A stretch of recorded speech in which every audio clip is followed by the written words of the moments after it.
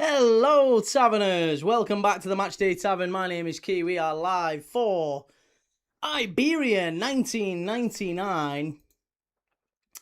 They were formerly called something else. I don't know what they were called in Georgia, but they're now known as Iberia 99. They are facing Larne of the Northern Ireland Premiership champions, Northern Irish Premiership champions, Larne in Europe. 0-0 from the first leg at Inver Park. They're now over in Georgia. This one's live on NIFL TV, if you fancy watching along with me.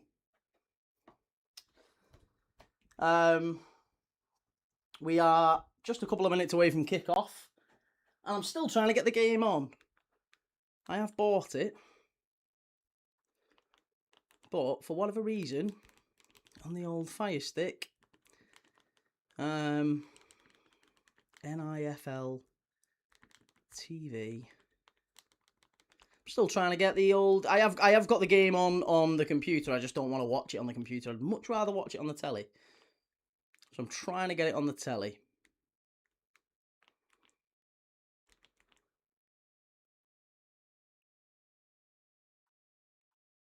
Here we go. Let's see if this will work this time.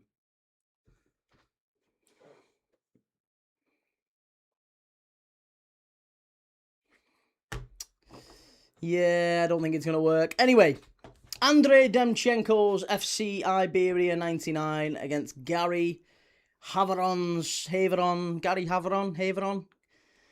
I don't know how you say his surname. Haveron. Gary Haveron's Larne. It's a huge second leg. And, yeah, you can watch it with me. It is one team Irish key. Yes, Larne are from Northern Ireland. They're a port. Larne, it's where the closest points from, I believe, Northern Ireland over to Scotland is Larne. That's what I know. I know it's a port anyway. Right,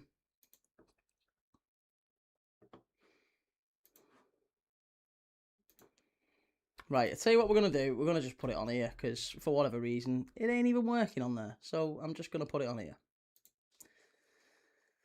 We'll watch it on the telly, on here rather. Let me turn the volume down so you don't actually get the noise of the commentary. Right, I'm going to have to look over this way a lot more tonight then, because this is where the game's going to be on. So, apologies. We are off and underway. The pitch doesn't look particularly good. Got to say, the pitch doesn't look particularly smart at all.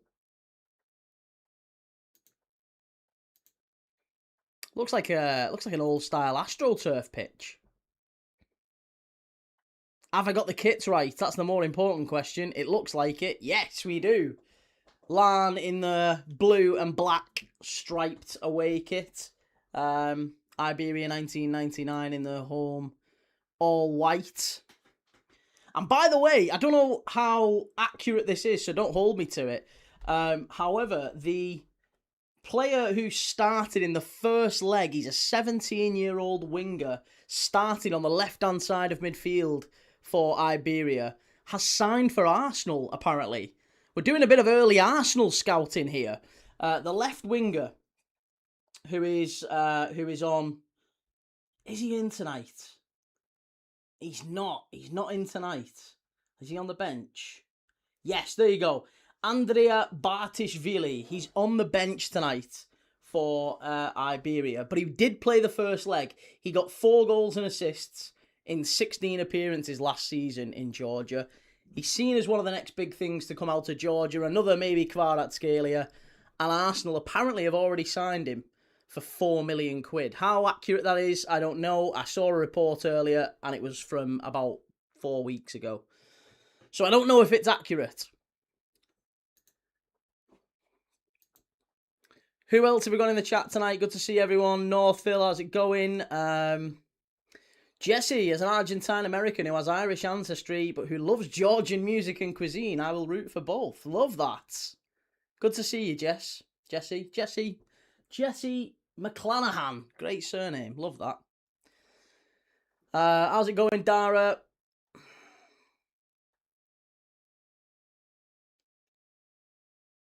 Yeah, have we all joined the FPL League as well, by the way? The link to the FPL League is in the description.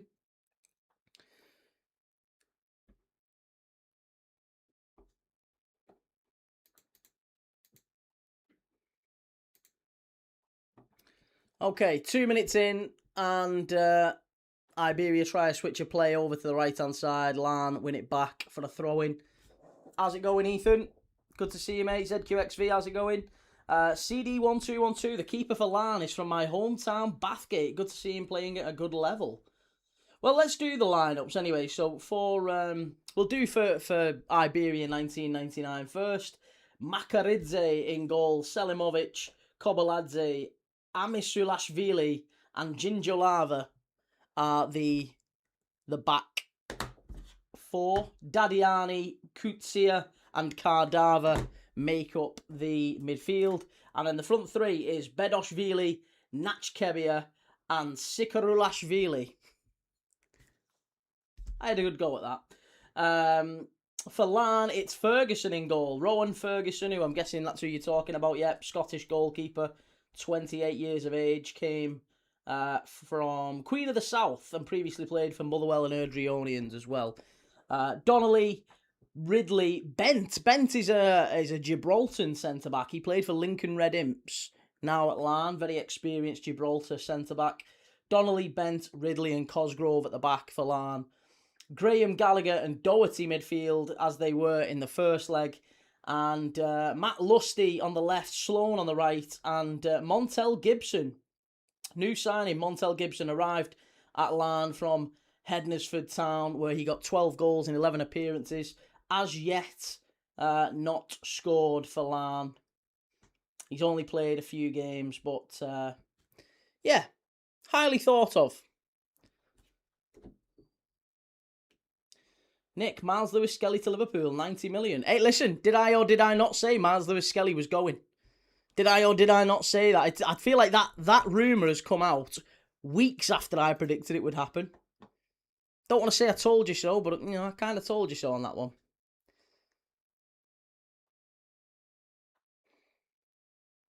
How's it going, Sarah? Oxford fan, Pete, Shahid, good to see you all. Hiller. There he is, Gary Haveron.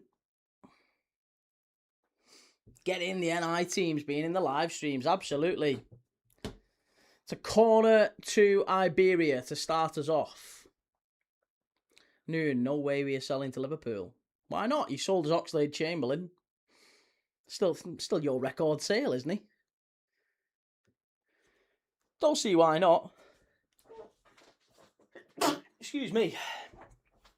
Good bit of defending there from Larne down the left-hand side. And it's a free kick. Yeah, free kick. Georgia defender just bundled over. I think it was Graham, wasn't it? New and different players. Well spotted, yeah. Miles Lewis-Skelly and Oxlade-Chamberlain are very different players. I don't know why that changes the point, mind, but yeah, you're right, they are different players. Certainly not the same person, is it? Nick Key, what's your prediction for the Community Shield Sunday? I predict that it will be a very dull affair. Probably a City win. But yeah, I don't think it's going to be a particular... Community Shields are very rarely exciting. Days of selling our assets are behind us. Oh, God love you. God love you. There's no team in world football that doesn't sell assets, mate. You're so wrong about that. You're so wrong. Real Madrid, even City at their peak sold assets, players they didn't necessarily want to sell.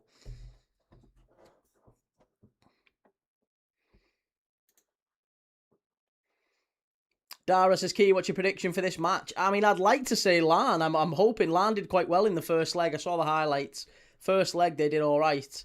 So, yeah, I mean, hey, I don't know. Why not? Maybe Larne can do the business. On the counter-attack here now, though, Iberia. Good ball through. One-on-one. Good, well done there. The keeper, Ferguson, off his line. ZQXV, Key, will you be watching us v Everton tomorrow? I'm not, mate. No, I'm not going to be watching any more friendlies. I'm going to do Liverpool-Como. That's about it, though. Why would you want to sell to Liverpool unless you've got a bigger name coming in? Well, I think the reason that looking to sell Miles Lewis-Skelly, mate, is because he he won't get in the team at present. He's currently 4th or 5th choice, right? So 4th or 5th choice at Arsenal, and you can sell him for maybe 50, 60 million quid. I mean, I would say that that's a smart move from Mikel Arteta's point of view. Good defending from Larne at the back. I'll tell you what, they're getting down the sides far, far too easily. Haveron will not like that at all. Haveron, I'm going to say Haveron from now on. Gary Haveron, he will not like that. Good football and smashed away. I think it was Donnelly who got the clearance away at the back stick, was it? Was it Donnelly? No, it was Graham, actually. It was Graham, far post, who cleared it away. Nick, he played 90 minutes in the Champions League final. I don't believe he's 5th choice. Well, he's certainly 4th choice right now, isn't he? He's certainly 4th choice. I'd probably send him out on loan and bring him back in 2 years. You're deluded, mate. You're absolutely deluded in the nicest possible way. Players don't go out like that. He'll want to go and settle somewhere. He'll have a young family, or he'll have eyes on having a young family. He ain't gonna want to go out on loan. For what? For 2 years? What? So he can just come back? No chance. Don't be silly. It's not what people do. That's not how life works. That might be how it works in FIFA. It ain't how it works in real life. There's no way anyone's going out on loan for 2 years. What? Just so Arsenal can keep hold of him? Get a life. Not a chance.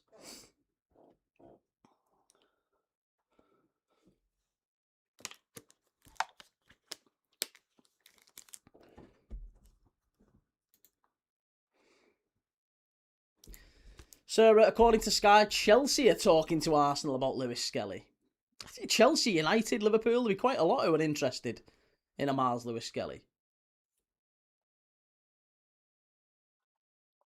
Yeah, but Saliba wasn't where Miles Lewis Skelly was. Saliba's not an accurate comparison, mate. Saliba was... Put it this way, Miles Lewis Skelly's just played in a Champions League final.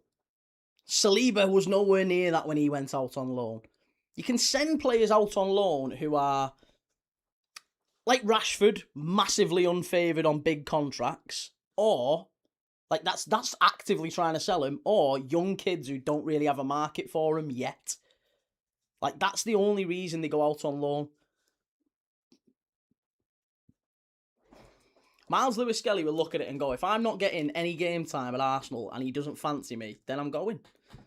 And I don't blame him, but at the minute, he's not getting any game time, is he? And he's not going to start.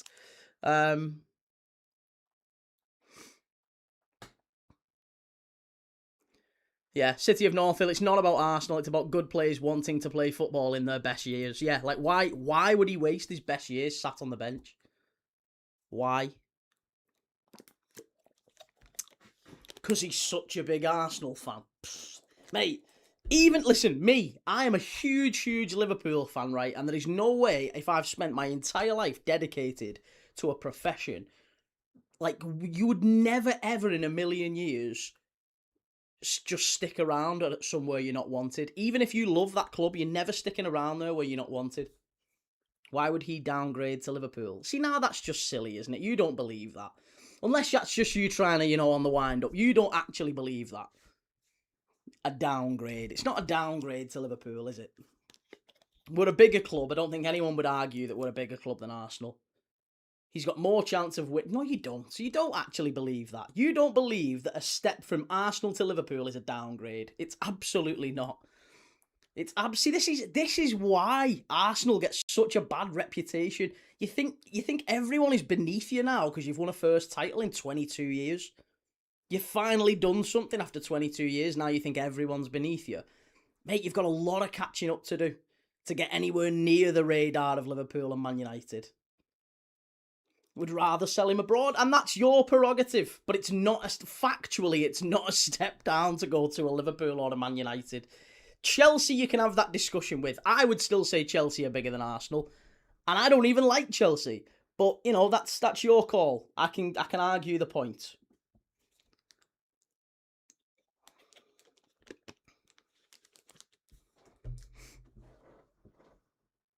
Pete, 90 million for Skelly. 90. What, 90 million for a player who never went the World Cup? Yeah. Yeah. Connor, as an Arsenal fan, realistically, United and Liverpool are bigger than Arsenal. Of course they are. You've only won one Premiership since Premiership League was introduced. Not true. We've never won a Premiership. Yeah, Liverpool have never won a Premiership.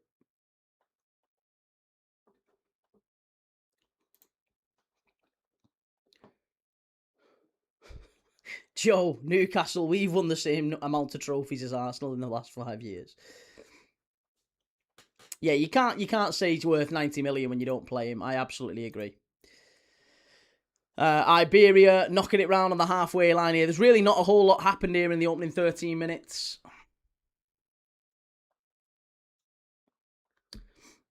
Premier League. Well, no, we've won the same amount of Premier Leagues as Arsenal. Actually, no, we've won more. Sorry, I forgive you. I apologise. We've won 2, you've won 1.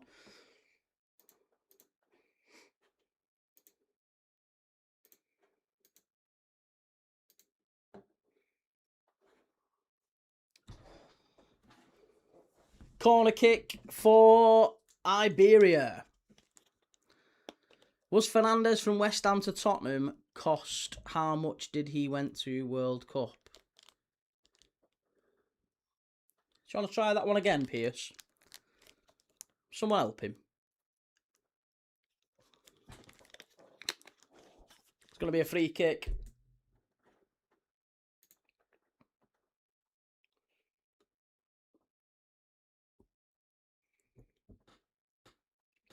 City of Northville, the point is winning one title doesn't suddenly make all of your players happy to chill on the bench for the honour of wearing your kit. It's not that huge of a deal. Big clubs win things. And how often do we see that, by the way? As soon as any team wins a league title, they nearly always lose key players. It happens to everyone. That's the sort of food chain, isn't it? Almost. You know, as soon as a player who's sat on the bench, for a title-winning side will have teams who are just below that title-winning side or abroad coming and saying, listen, why are you sat on the bench for them? You're so much better. Come and start for us. And it absolutely just, absolutely interests him. Why would you sit on the bench for a good team or a very good team when you can go and play week in, week out for another very good team? Miles Lewis-Skelly would start at Bayern Munich. Miles Lewis-Skelly would start at Manchester United. And he'd start week in, week out, and he would start catching up to the likes of Nico O'Reilly, who went to the World Cup ahead of him and played every minute for Manchester City as they competed in a title race. Miles Lewis-Skelly didn't get a kick until about February. He sat on the bench for a load of time.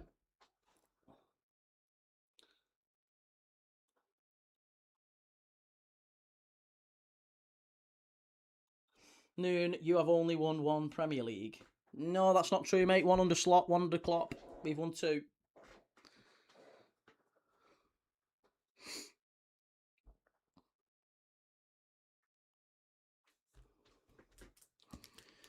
Pierce, you said Skelly didn't go to the World Cup so that he can't cost 80 million, so was Fernandes.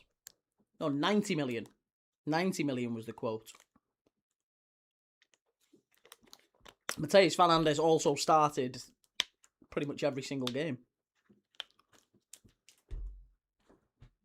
Miles Lewis-Skelly didn't. How many have Arsenal won? 1. Just 1.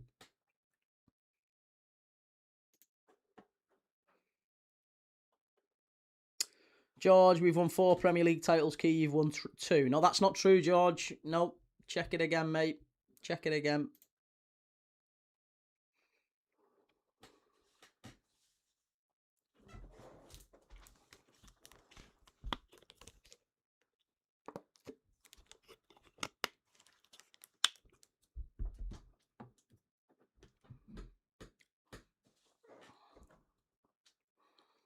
Poor United and Chelsea fans, they got gassed about thinking a Prem champion would join them. Hey, listen, I don't know why you're getting so excited. I'm telling you, I think it could happen. Larne down the left-hand side. Good football now. They're starting to grow into the game, and just as I say that, it's offside.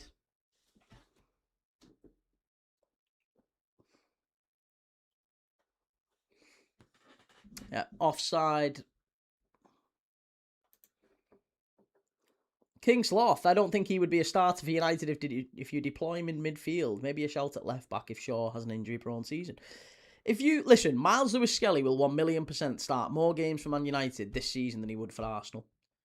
He's behind Bruno Guimaraes. He's behind Rice. He's behind Zubamendi. He's behind Nkapie and Calafiori at left back. He's at best he's fourth choice. At best he's fourth choice.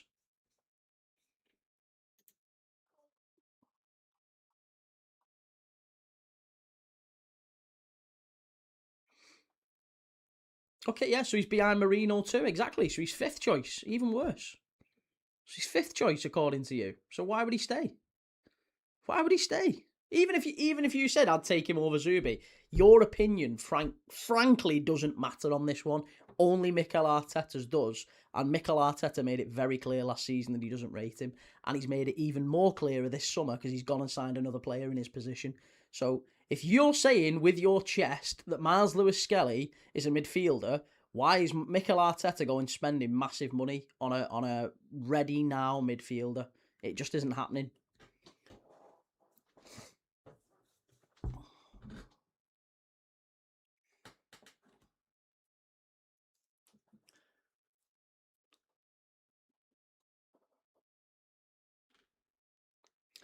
George, Premier League say it started in 1992. George, the Premier League has been called different things throughout its 92. Since 1992, it's been called many, many different things.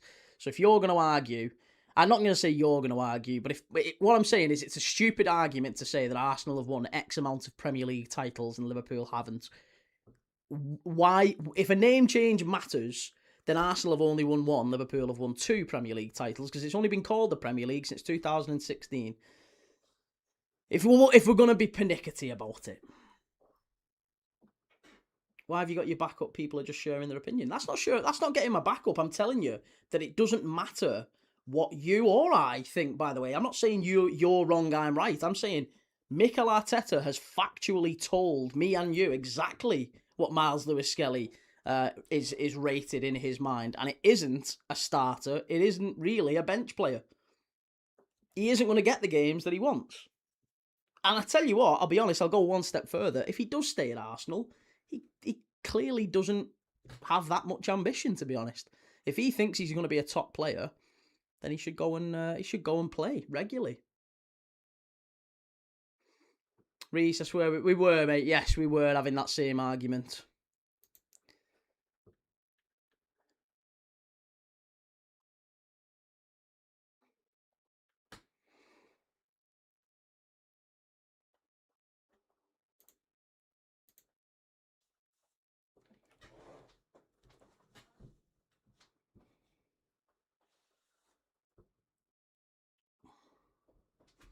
Tell me if this is a bad shout, but Max Darman would start more games than Lewis-Skelly if he stayed.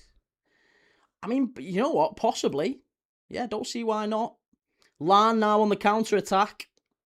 Good ball through the middle. Out to the right-hand side. Under pressure from the full-back.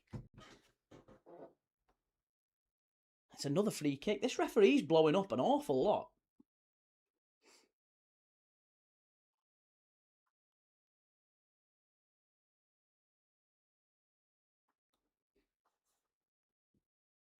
Yeah, all he's done is blown up this referee.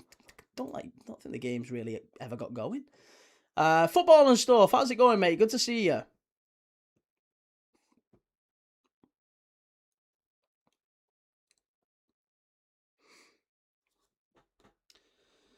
Noon, do your research. Premier League was introduced in 1992. Wrong, no, mate. It's only been called the Premier League since 2016. Again, check it. Check it out.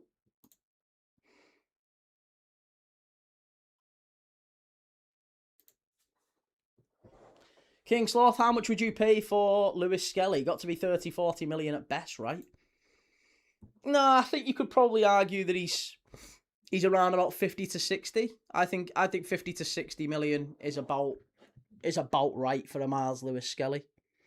And I think Man United would really, really, really do it if they could somehow, if they could convince him that United was the place for him, and I don't see why they couldn't. Have they got that sort of money lying around? Can they throw 60 million at him? Noon, how many have you won since 1992? How many Premier Leagues have we won? 2. Which is 1 more than you. I don't think you understand. Skelly doesn't want to leave and Arsenal don't want to sell him. Well, again, that's not what people are reporting. It's not what the news is today, mate. Shahid Key, would you keep Curtis Jones or sell him? Would I keep Curtis Jones or sell him? I would sell him. George, Premier League was established 92 as a breakaway league from Division 1. How was it different from Division 1? How did it differ?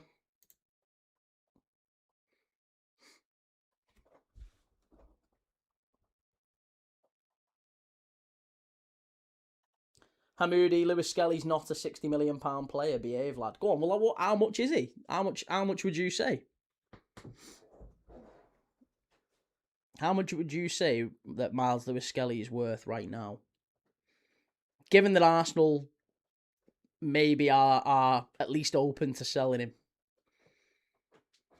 Maximum 30 mil. 30. Well, there you go. See, I think 50. I think you could get away with 50 for Miles Lewis Skelly. Given that he's young, he has, played in... I mean, he's just played in a Champions League final for Arsenal. Didn't win it, but he was in it. So, yeah, I think for a young lad, young English, from an Englishman to an English club, he's always going to have a little bit of a push a little bit higher. Skelly was 25 mil in January, wasn't he? I've no idea, mate. I'm just saying, like I said, I think if Arsenal were looking to sell him, that's the sort of bracket they would look at. Probably about 50 million, 50 to 60. Kingsloth, I'd say 40 million with achievable add-ons.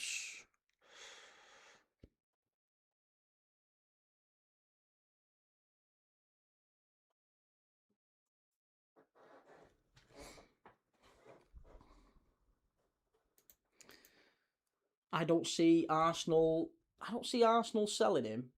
Fan base would turn massively, in my opinion. Well, I agree, but I think they've kind of already made the decision on that. This is why people have been asking me, what do you think about Bruno Guimaraes? Is he a good signing for Arsenal? Yeah, he's a good signing. He's a great signing for now. But he's 29 in a month or two. What you've basically done is you've very clearly, loud and clearly, you might as well have written it on the walls of the Emirates. Miles Lewis Skelly, you ain't getting a kick this season. You might get a few games off the bench. You might get the Carabao Cup. Are you all right with that? Are you all right with the Carabao Cup? Yeah, no problem. Good ball, far post, must be. Oh, what a save. Should be 1-0 Iberia. And I tell you what a save from Rohan Ferguson. Oh, I tell you what, that had a goal written all over it. Unbelievable ball down the right-hand side. Iberia are in. It's a fabulous ball in. Fullback stood up. Lovely little cross to the far post. And I don't know who it was who actually gets the strike away here. Oh, what a save. We're talking Gordon Banks against Pele here. Absolutely incredible save. Tips it over the bar. And corner to Iberia, which Larne have just cleared away.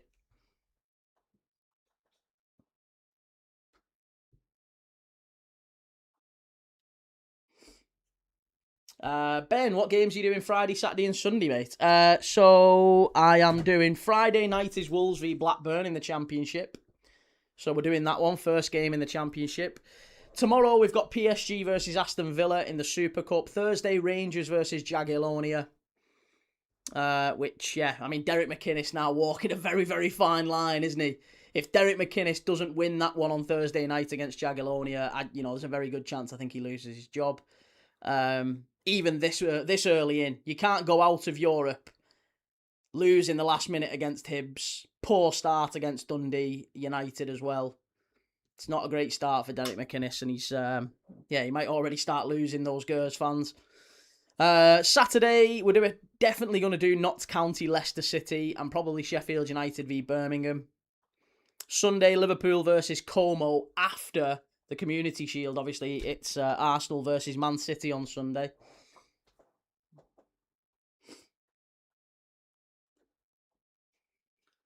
CK, you think they'll sack the manager after 4 games? Listen, we saw this last season when it started to turn with Rangers. When they hired, who was the last fella? The guy they had from Norwich. I forgot his name yesterday.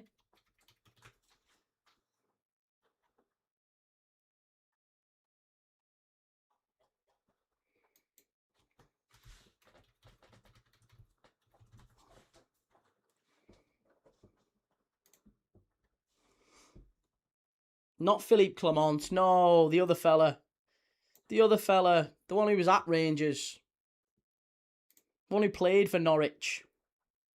How's it going, Gamer Guru? Good to see you, mate. Pete says the Premiership was introduced in '92, not the Premier League, and it had many sponsors, including Barclays and Carling. Yeah, and Barclaycard at one point as well. Jack McCalmont, how's it going? Big Row, best in our league. This charming Dan, in a normal market, I'd say Lewis Skelly would be worth no more than 30, but with the way the transfer market's gone, 50 to 60 million is about right. Gary Haveron there with a lovely little touch with the ball coming out on the touchline. Russell Martin, that was the fella. Yeah, Russell Martin. Key, have you got Urcon? Why, can you hear it?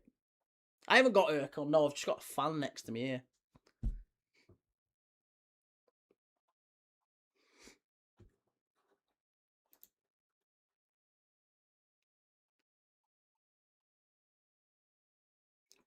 Russian Martin.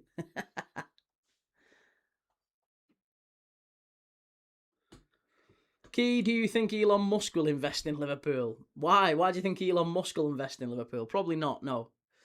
Dilly, what game are you watching? I am watching Iberia 1999 from Georgia against Northern Ireland champions Larne.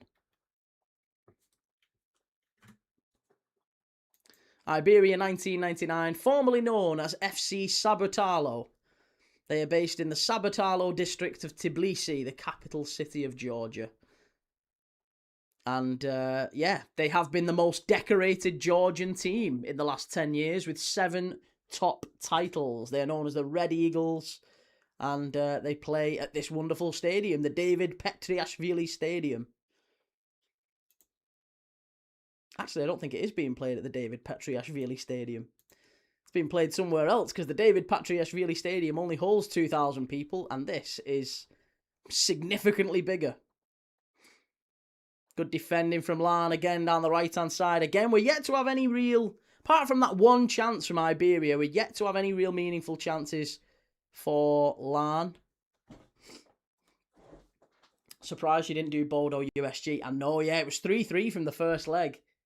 And looks like a really good game, that second leg, but I fancy Bodo just about.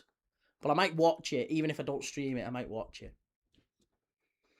Larne, good football, and it's going to go out for a throw-in on the far side. Carl, hello Key, everyone, how are you going? How's the match? Very good, mate. How's things with you? Yeah, match is, I wouldn't say it's been great, but it's... Let's just watch this save back. Oh! Tell you what, Ferguson in goal's done an absolute worldie there. Hell of a save to get that up and over the bar. Very much like Gordon Banks against Pele.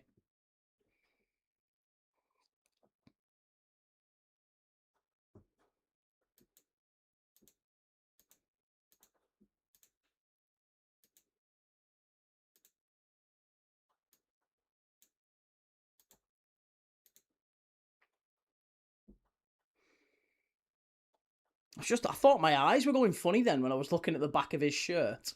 But it's the Georgian alphabet. Or is it the Russian alphabet? Is it the same thing, the Georgian and the Russian? Is it Cyrillic? I don't think it is.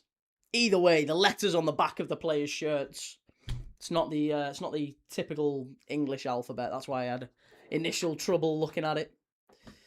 Jack says, our whole team is built off the defence. Shame, no attackers. Well, I was going to say, there's not really any threat from Larne at all in the opening half hour here. They've continually knocked it long, tried to pick up second balls here and there, but honestly, Iberia are picking up every single one of them. They've dominated so far in terms of possession. It feels like, I hate to say it because I want to see Larne go through, but I would say it feels like a matter of time at the minute before Iberia break through. They've had 6 corners so far, 2 shots on target, 67% possession. They've They've dominated. There's no doubt about it. They've dominated in the opening half hour here. Joe working on a Barcola design at the minute. Nice. Love it. Yeah, I'll have a look at the. I'll have a look at your TikTok.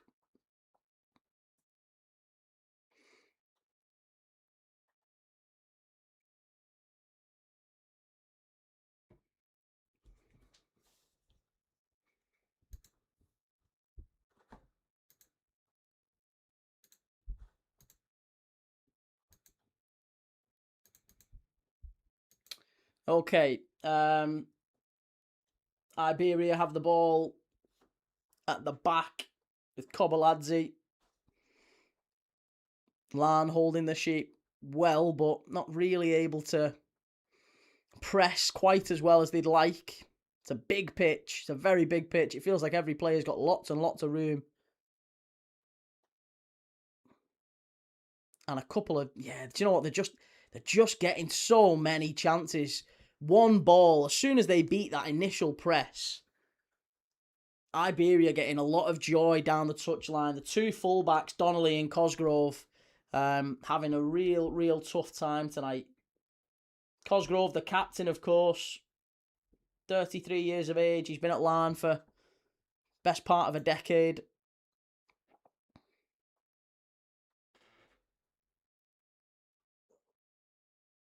King Sloth, what do you think of Turkey taking over Derby? Going to be interesting because he's done a lot for boxing. I can't say I'm familiar really with his work, but again, any sort of investment into Derby is always going to be a good thing, right? Assuming it's from their own pockets and it's not layering debt onto the club. Jesse, no, it's Kartvelian language, family. Nothing to do with Russian Cyrillic. I apologise. I was showing my own ignorance. I wasn't even sure what it was. Yeah. Dreadful. Shotaguro, I can show you easy example. Ah, nice. Okay. See, I'll be honest, I won't pretend to know the difference between the Georgian alphabet and the Russian. So I was just saying that was the closest thing in terms of how it appeared to me as a layman, someone who is completely ignorant to those things. I obviously need to do much better.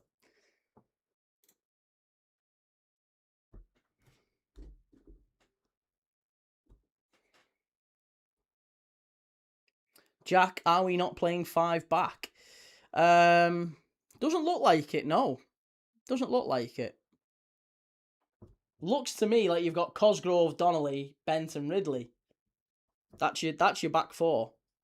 Cosgrove on the right, Donnelly off the left, Bent and Ridley through the middle. Graham, Gallagher and Doherty midfield. Same as you had in the first leg, wasn't it? Those 3.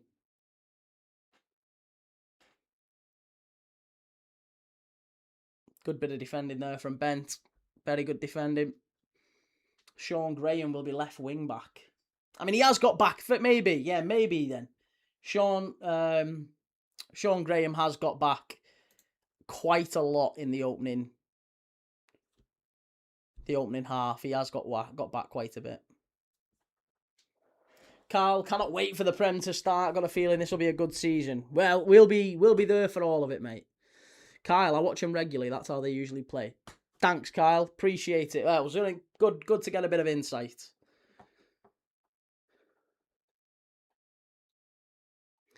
King Slothy makes the super fights in boxing and pays whatever the boxers want out of his own pockets. Oh, nice.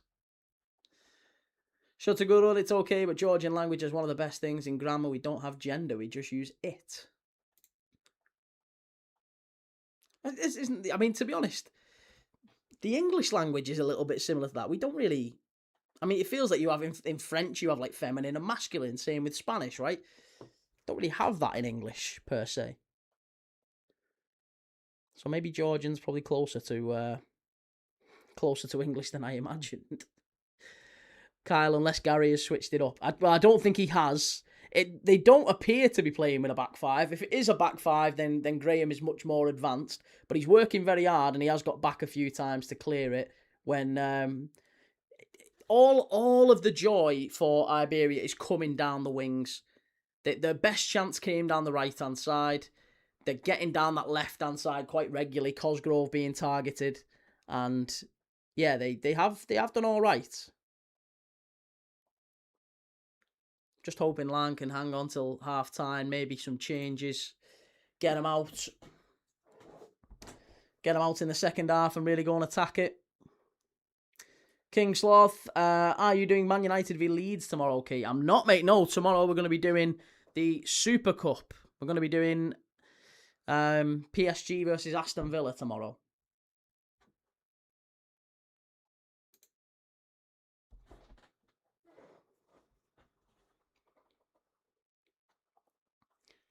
Iberia with the ball at the back.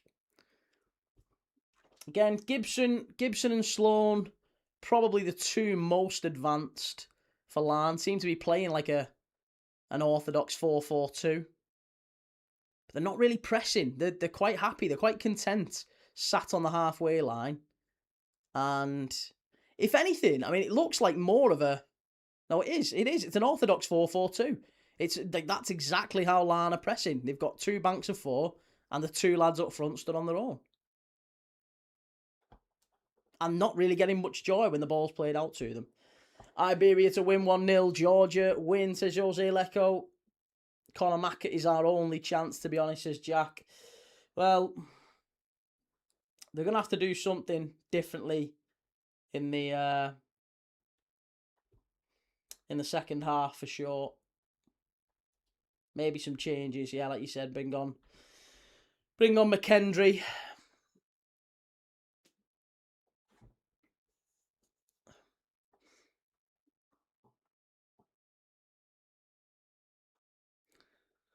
Pete, we do have masculine and feminine. We say blokes and birds. Young Matty Lusty is a decent player, and Andy Ryan was a big loss for Larne. Yeah, I was going to say Lusty I've heard good things about. Larne down the right-hand side, into the area as well. First real foray. Oh, and just about scrambled away from Iberia, but that was better. That was good football from Larne. Couple of little passes down the right-hand side, and they were in.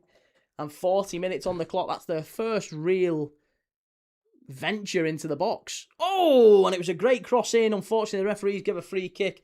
Fabulous ball in from that right-hand side. And there was a bit of a scuffle in the 6-yard box. And I think Gibson has fouled the centre-back. But yeah, great run down that right-hand side from, I think it was Sloan, wasn't it? Was it Sloan? No, Sloan eventually gets into the penalty area, but it was... Who was it? It was Sloan. I think it was Sloan.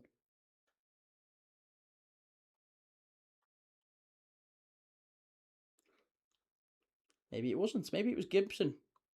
Or Doherty. No, it was Doherty. It was Doherty. Yeah, Gibson was on the other side. Sorry, the camera angle's not the best, to be fair, and I'm watching it on a computer rather than on the telly as I was hoping to. Because I can't get it on the telly.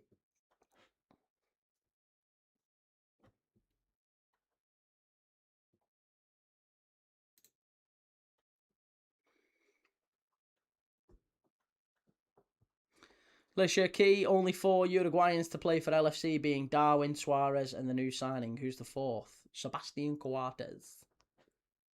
Scored a great goal against QPR. Jack says 20 to 30 diehards have travelled over. Love that. Proper fans flying over.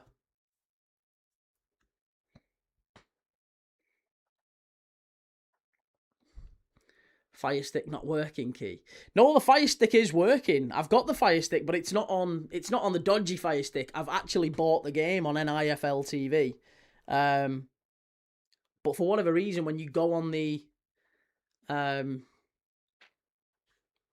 internet, the browser on Fire Stick, it just wouldn't play the game. Oh, what a ball that is, and that could be a penalty to Larne, is it?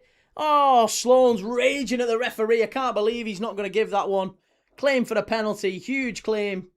Sloan is absolutely raging at the referee. He's basically chased him back up the pitch.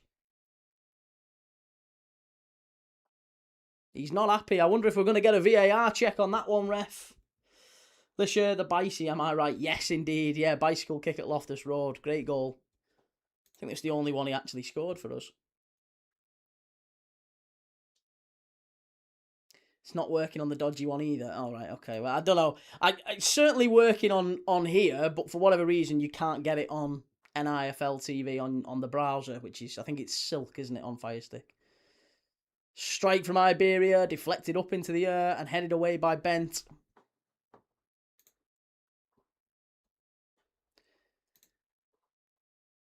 Tell you what, Sloan's gone over to the referee. In fact, quite a few of the Larne players have gone over and are just pointing up at that other end of the pitch. Ref's having none of it. Lusty and Gallagher leading the protests. Let's watch it back. Are they going to show it again? Definite claim for the penalty, I thought. Looked like he cut across him just as he was getting to it.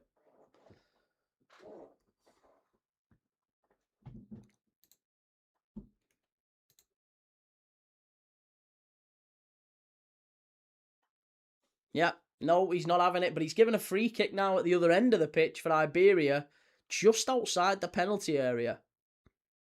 This is within shooting distance, this as well, and it looks like they might have a go. If he gets this on target, it would worry the keeper. It's probably in the perfect spot. If you were a right footer and you wanted to place the ball in any area, just outside the penalty area to have a go at it, that is exactly where you'd place it. Just far enough out that it can get up and down over the wall.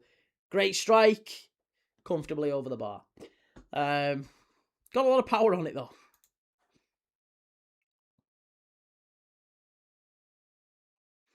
Pete, will Bournemouth be able to play at home in Europe with the size of their ground? I think they will, yes. There's been no suggestion that they won't be able to play, but obviously the allocation will be much, much smaller, won't it?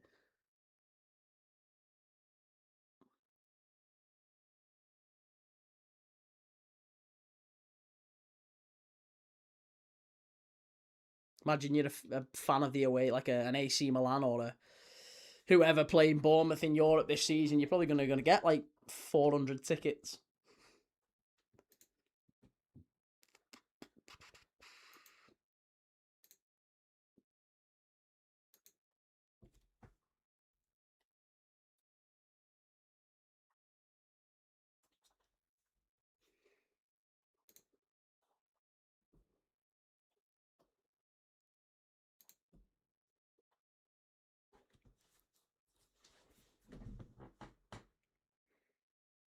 Okay, we are just approaching half-time. How many minutes extra is he going to give? I don't think he's going to give any, to be honest. It doesn't feel like the ball's stopped at any point. It's not gone out to play. He's blown up. There you go. Half-time. No added time at the end of the first half. The big highlights, or probably two highlights in that first half. One being the goalkeeper's save. Rowan Ferguson with a fabulous save, tipping the ball over the bar from the Iberia centre-forward. Really should have put it away, but it was a great save. And the other one being that penalty claim from Larne. Bent is now over at the referee. Just having a quick word with them and just, saying, any chance at all, you might have had a look at that one. But the referee was having none of it. It is half-time. It is 0-0 in Georgia, just as it was at Inver Park back in Larne. Tony, are you doing the Super Cup game? I am indeed, mate. Yes, I'll be live for the Super Cup game tomorrow night. Looking forward to it.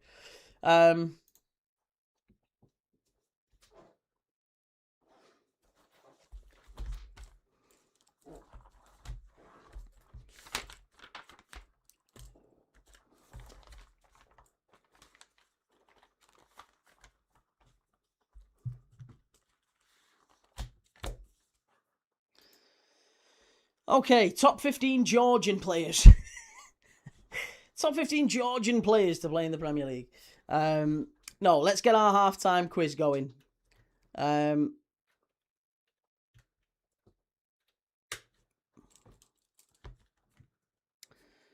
So,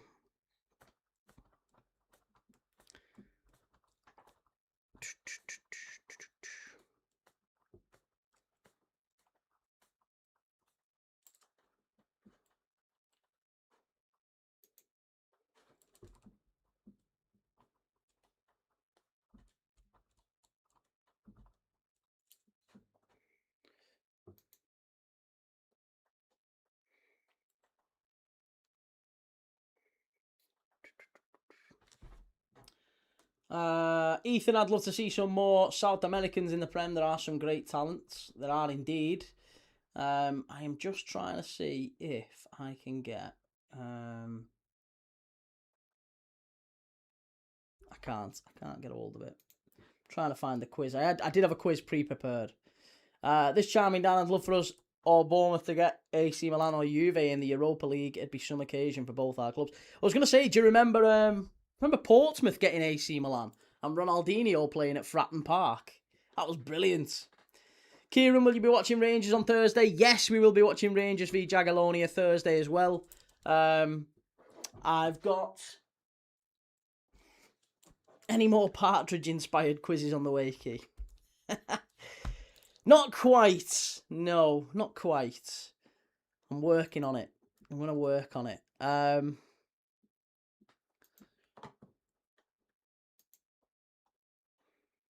Right, let me see if I can just get the answers up for the quiz that I did prepare.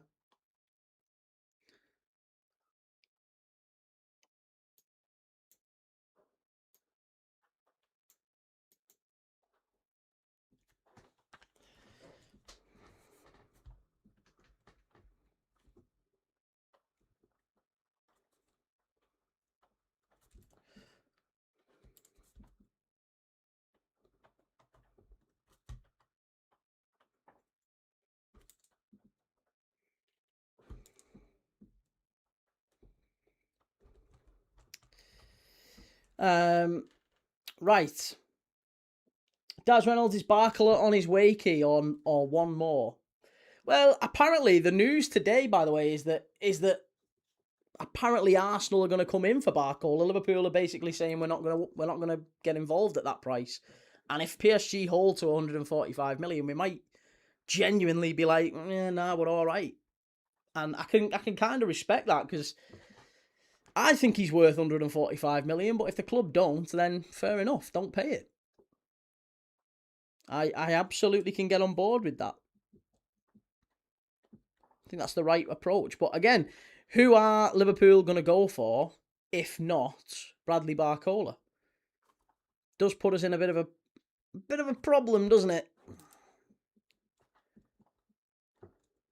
Because we definitely need a left winger. 1,000,000% we need a left winger.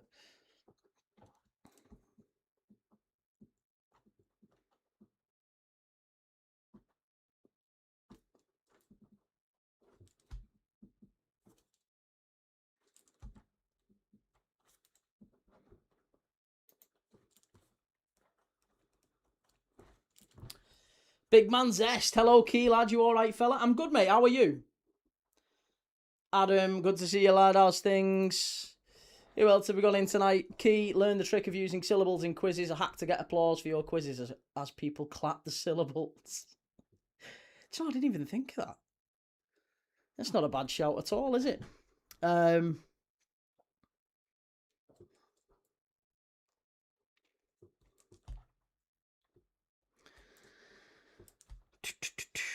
Right. I have got a quiz. And the quiz is...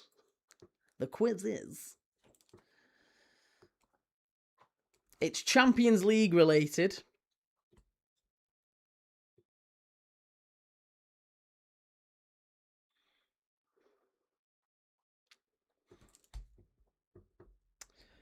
I'm just confirming, and I've not missed anyone out here.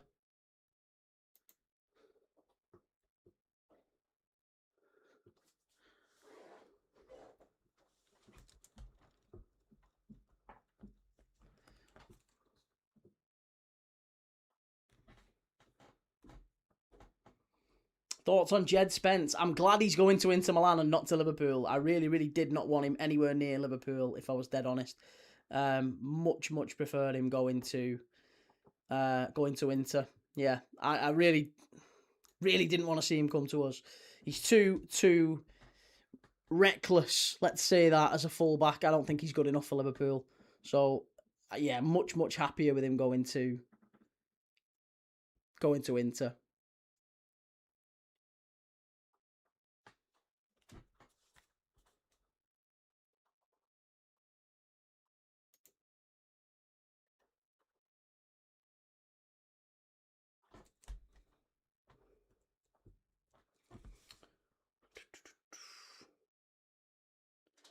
Okay, so can you name for me, halftime quiz, can you name for me the A to Z of Germans with the most Champions League appearances? A to Z of Germans with the most Champions League appearances. That is your halftime quiz. Can you get them? Very, very tough quiz, this one.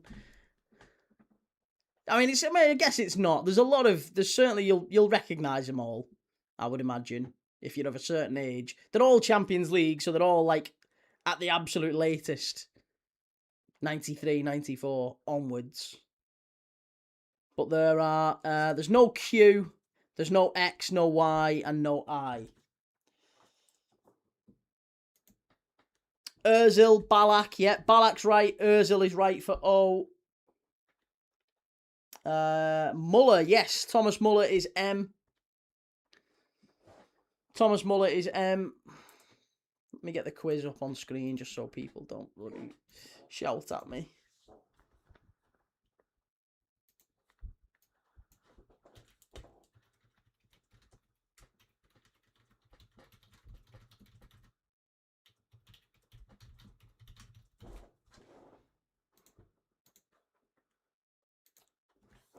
Vert, no, not Vert, believe it or not. There's another one with more appearances than Vert. Podolski is right for P.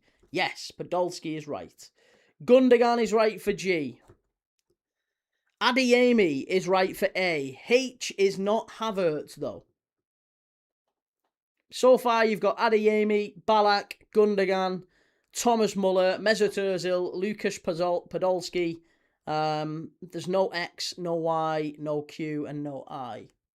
Royce and Sané. Not Royce and not Sané, no. Philip Lahm is L, correct, yeah. Klinsmann is not K. No, there is a K with more appearances. Hummels is H. Well done, Dan. Yeah. Not Kimmich. No, not Joshua Kimmich. It is Kroos. Well done, Northville. Yep, Kroos is the one. Timo Werner. Well done. Yeah, Timo Werner is W. Good answer. Not Oliver Kahn. No, it is Kroos. Oh, and it's not Lewandowski. It's not Kimmich. We've got Gundogan. We've got Neuer. You're missing C, D, E, F, J, R, S, T, U, V, and Z. So you've still got a lot of letters to go. Schweinsteiger is correct for S. Yep. Lahm you've got. Not Cacao, no. Germans, we're doing, this is the halftime quiz. A to Z of Germans with the most Champions League appearances. Doesn't have much of a tie, to be honest, to tonight's game. I nearly always try and make it a bit of a loose connection to the game that we're watching, but unfortunately there wasn't really any Georgian themed quizzes or Northern Irish themed quizzes even. There's not been a huge amount of Northern Irish players even in the Premier League. You know, you look at Ian Dowie, Healy, Aaron Hughes, not too many beyond those. Ter Stegen is right for T, yep. Marc-Andre Ter Stegen. Draxler is right, Pete, well done. Yep. Not Goetze, no, not Goetze. Gundogan was G. You've got Manuel Neuer, Draxler, and Hummels, Kroos, not Voller. Emre Can is C. Well done, this charming Dan. Yes, Emre Can is C. So you've got Adeyemi, you've got Ballack, Can, Draxler. E and F, you're waiting on E and F. So E and F. E, I believe, did he have a penalty saved in a Champions League final? He might have done. In a shootout, I think. Not Ziege, no, not Ziege. Not Frings, no. F's quite tough, to be fair. I didn't know. Well, I did know F, but it's a long while ago. It's 25 years ago plus for F. I think it is as well for Z. Not Fulkrug, no. We have had Larne, we have had Podolski, yeah. Not Schlotterbeck.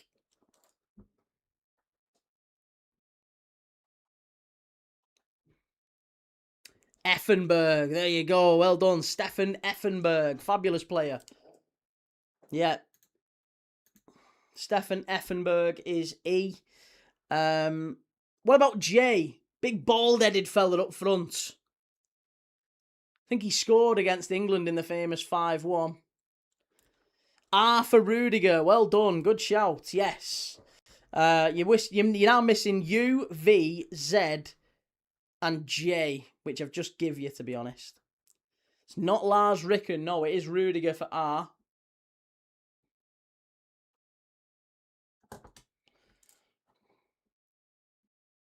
Not Janssen. No, it was Karsten Janker. Karsten Janker. Yeah, big, tall, bald-headed fella. Very, very good. He was the guy who scored against England. F. Let me find out when F played, because I remember him. I think I used to sign him on Footy Manager. Well, Championship Manager back in the day it was. Yeah, there you go. He was at Bayern Munich between 97 and 2003. Thorsten Fink. Thorsten Fink made over 150 appearances for Bayern Munich. Many of them in the Champions League across those 6 years that he was there. So, yeah, he is the highest appeared F German in Champions League history. Then you've got U, V, and Z. U, V, and Z.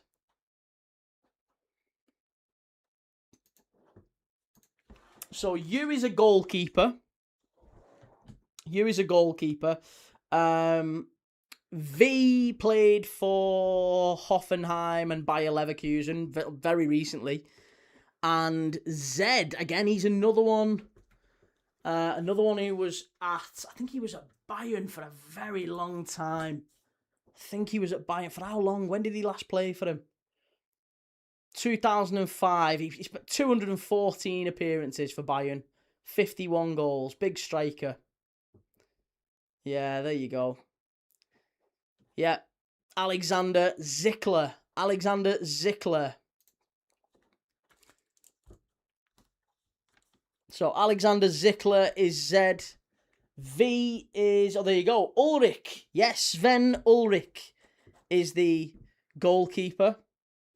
And the V is Kevin Volland. Kevin Volland played for Leverkusen and Hoffenheim. There you go.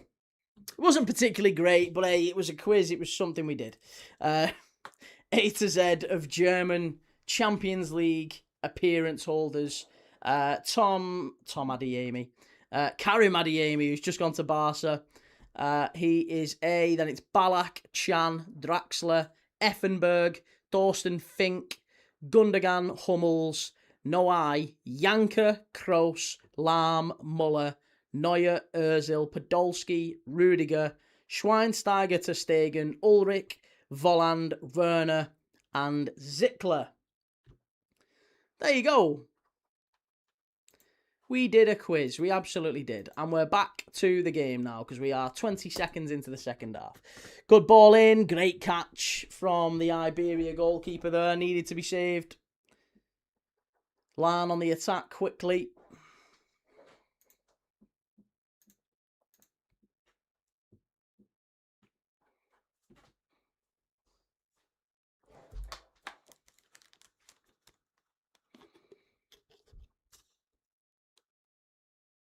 They're almost exclusively going down the sides, Iberia. It's like they've almost determined that they're not going to get through the middle of the park. And Larne are playing the entirely the opposite way. They're going long, direct, trying to beat the press. But evidently the Georgians have identified that there's weakness in this Larne team down the fullbacks. Keeps going down that left-hand side in particular.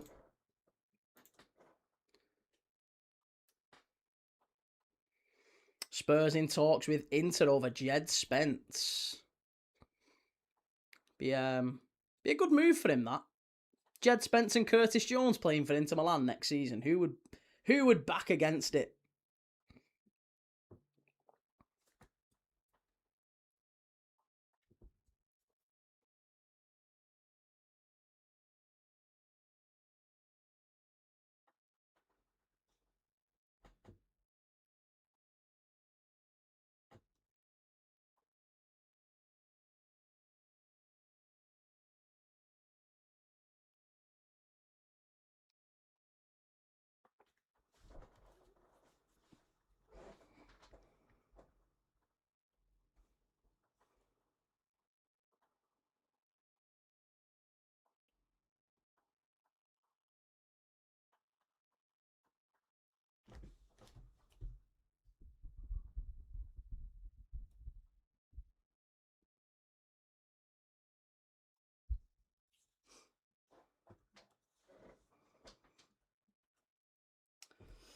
Him at home, why isn't the English champion shirt behind you? Have some respect.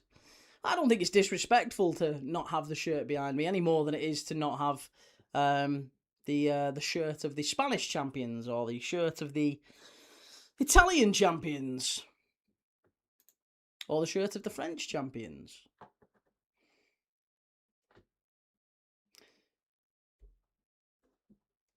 Gamer Guru Spence actually put on a good performance for England. He could be one to watch. I mean, he was decent in the World Cup, wasn't he? Yeah, he was all right. I think he needs the move abroad. Yeah, I really do need to. I think he needs to.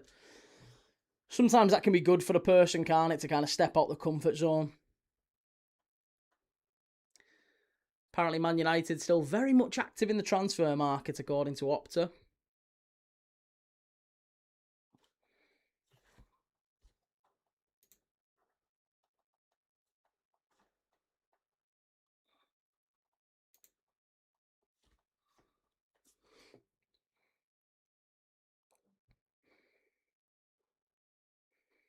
Long throw up the touchline.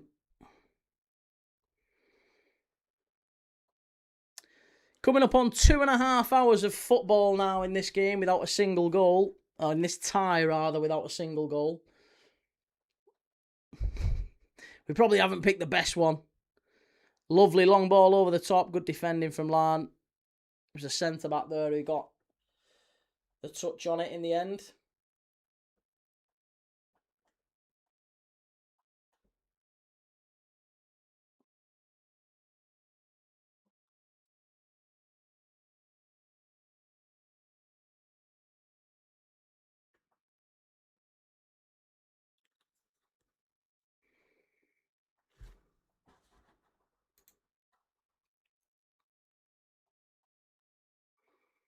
Three star, being reported in France that Forest have sent a contract offer to Youssouf Fofana.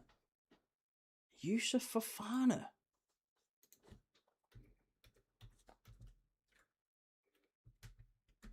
Where is he now? Is he still at Milan? Yeah, 68 appearances for him. 33 last season, 2 goals. I mean, he was really good at Monaco. It just hasn't really worked out for him at Milan. But yeah, maybe that'd be a decent move, that, for Forest. See, he's one of them that could come to the Premier League and actually really thrive.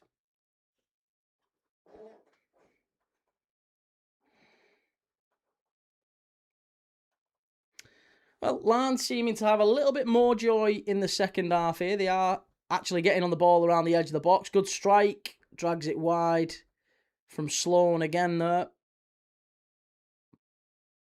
I think Graham got in his way a little bit. That's why he was not very happy. It's a good shot from the edge of the box. Here's Iberia on the counter-attack. Again, long ball now. Edge of the box, cuts in on his left-hand side. Laid off, and that's going to be a free kick, is it? Free kick to Larne, I think. In fact, I think Graham's took one to the face there. Yeah, might need some treatment. Referee saying get the Get the medics on.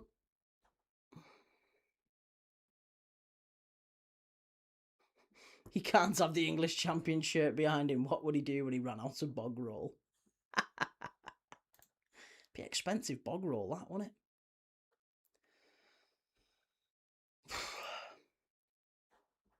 Rebellino, Medina Quintana, Vamos FC Iberia. Well, so far, FC Iberia doing about as well as they did in the first leg. 0-0. Neither team really seizing the opportunity. It's a massive game, this one, for Larne. Who could they play in the next round, by the way? I don't know who either team would face in the next round. Let's have a look. So, as it stands, match 1 will play the loser of Champions League CP match 1. So who's that? Who's Champions League CP match 1?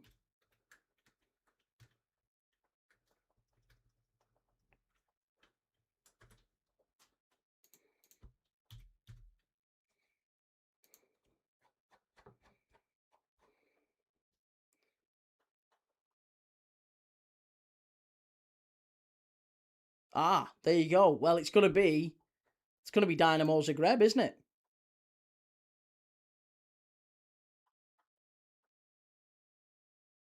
I think. Winner of MP match 1 plays the loser of Champions League CP match 1. Ah, no. Well, then no, it's not. If Larne were to win, they would face Kauno Žalgiris of Lithuania, who have just lost 5-0 to Dynamo Zagreb in the first leg. So that's going to be a really, really tough game, that. Heading out to Lithuania. Another Eastern European trip for Larne if they do get through this one. Scouser 2136, this game can't be as bad as Plymouth yesterday. Famous last words, mate. I think we've chose one even worse. I would argue this has been marginally worse. We've had 2 bad ones in a row tonight and last night. But listen, we still enjoy it. We still have a chat. It's all good fun. It's not. It's Rangers. Winner plays Rangers. Losers plays Imps. That's not what it says here. Yeah, Europa League says winner of MP match 1 will play the loser of Champions League CP match 1. Yeah, that's it. So if you win in the third qualifying round here, you go to the playoff round, and the losers go to the Conference League playoff round. Right, yeah. So if you win, you play. I'm telling you, it's 1,000,000%. You play Dynamo Zagreb or Kauno Žalgiris, but the Dynamo Zagreb are 5-0 up. So you play the loser out of them two. Check it to make sure I'm not talking BS here, but I am 99% certain that is exactly what it says right there. It literally says it on UEFA, and it's also on Wiki here as well. UEFA Europa League playoff round, winner of MP match 1, which is this one. Larne versus Iberia is match 1. Winner of that will play the loser of Champions League match 1. And Champions League match 1 is Dynamo Zagreb and Kauno Žalgiris. The club already announced it. I know what I'm saying, bro. I don't know where I've got it wrong then, because it's mad. It's mad. It literally says it right here. But I'll take your word for it, because I absolutely am not educated when it comes to Larne's fixture list. Okay, corner kick. Another corner kick here for Iberia. This is the 9th of the game so far. 57 minutes in. It's going to be right-footed, outswinger. And Larne head it away. Comfortably cleared.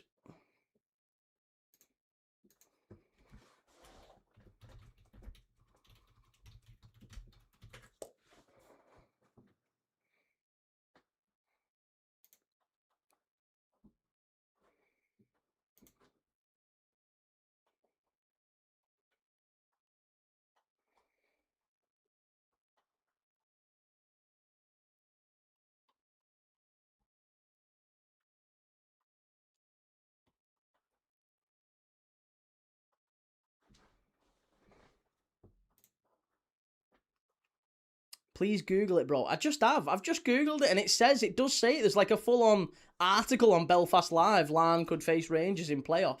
But it's confusing because that is literally not what it says on the UEFA or Wikipedia page for this year's Europa League. But again, I'm not fighting you on it. Oh, keeper, what are you doing? Cleared off the line. Oh, I'll tell you what, we've praised Rowan Ferguson tonight, but he's just nearly had a howler. Bent clears it off the line. It was a shot from nowhere.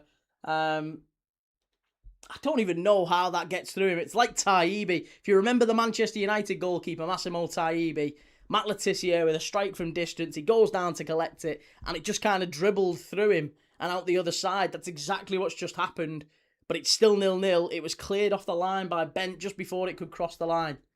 And now it's a yellow card for Sloan. Is it Sloan who's been booked?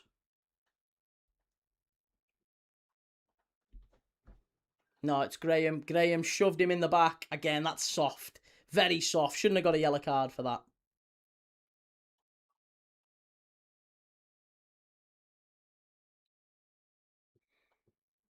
Jack McCalmont, what are you watching this on, mate? NIFL TV, mate.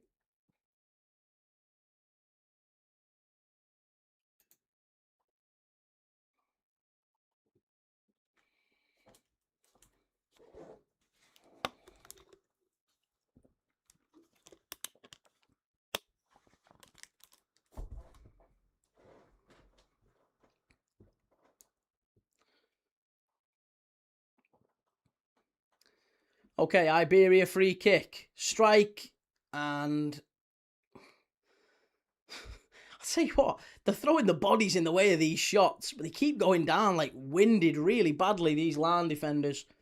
It's a lovely strike. Catches it just nice, but I mean, the shot must have been hard enough that it swept him off his feet. Never seen a player go down like that off being hit with the ball. But Gallagher, he's just about getting back up to his feet. It's the 10th corner of the night for Iberia. They're having a corner every 6 minutes, isn't it? Why does everyone want to sign and die from Everton? Even deluded Arsenal fans want him. Do you know why? Because they've seen compilations of him on YouTube, and he can run, he can dribble. If nothing else, he can dribble, can't he? But he's not very good. His end product doesn't really exist.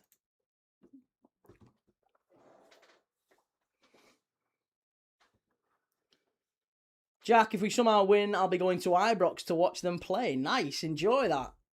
Great place to watch football.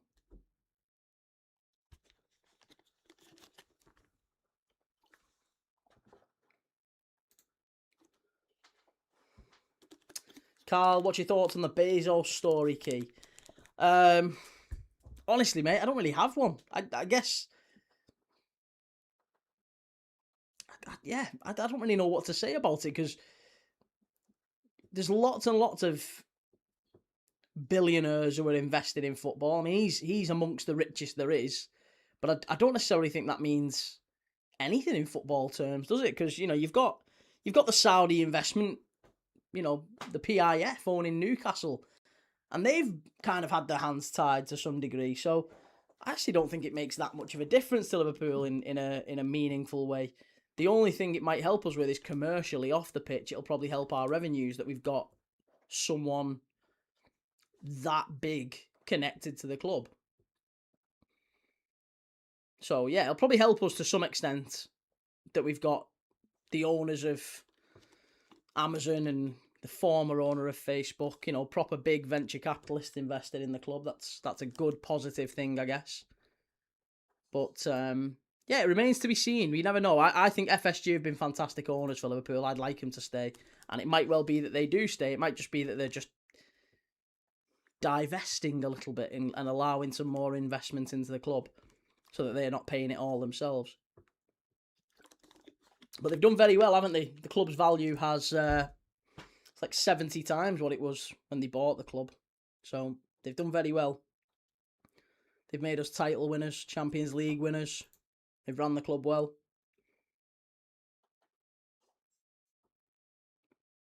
Jack, has there been any subs yet, buddy? No subs at all. 63 minutes in. I didn't think I'd missed any. But no, there haven't been any subs at all. 63 minutes in, there have been no subs, only one yellow card, which went to Sean Graham. And, dominated in terms of corners, shots, possession. Iberia, 72% possession to Larne's 28. 11 shots to Larne's 2. 3 shots on target in the entire game, all for Iberia. 10 corners for Iberia to Larne's, just 1. And, just a bad night all round for Larne. It's going to be a yellow card here again, though, this time for... I think this time it's going to go to Iberia. He's going to level things up. There's even a claim a little bit for a possible red card here.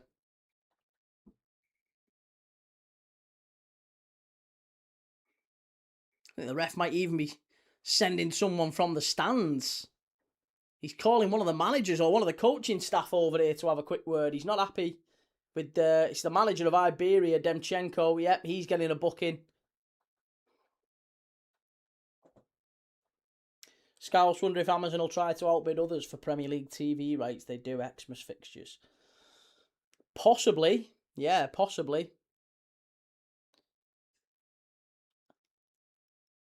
I quite like that Amit Bhatia is involved, though. Amit Bhatia ran QPR quite well. He's very highly thought of at QPR. But then again, he's the son-in-law of Lakshmi Mittal, and from what I'm led to believe, Lakshmi Mittal didn't really invest any of his own money at QPR, and they got in a bit of trouble. So, remains to be seen whether or not that's actually a good thing or not.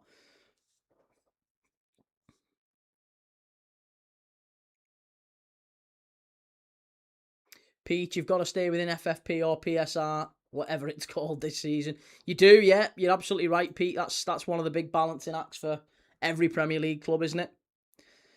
Okay, here we go. Here's the lad I was talking to you about. Bartishvili, Andrea Bartishvili, coming on for Georgi Kutsia. Andrea Bartishvili, who apparently has signed for Arsenal or has agreed to sign for Arsenal for around 4 million quid, 17 years of age. He's been tipped to be the next Kvaratskhelia. Guilty Spark, have I said something that annoyed you, pal? Me? Or are you talking to someone else in the chat? Me? No, you've not said anything to annoy me. What's giving you that impression? I've got a face like a smacked ass. Sarah, oh no, what are we up to? Sorry. Have I read everything? I think I have, haven't I?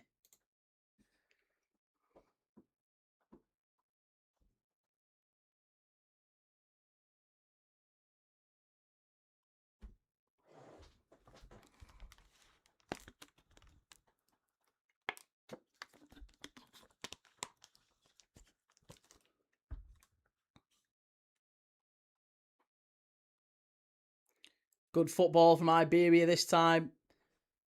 Strike from distance, good block from Larne.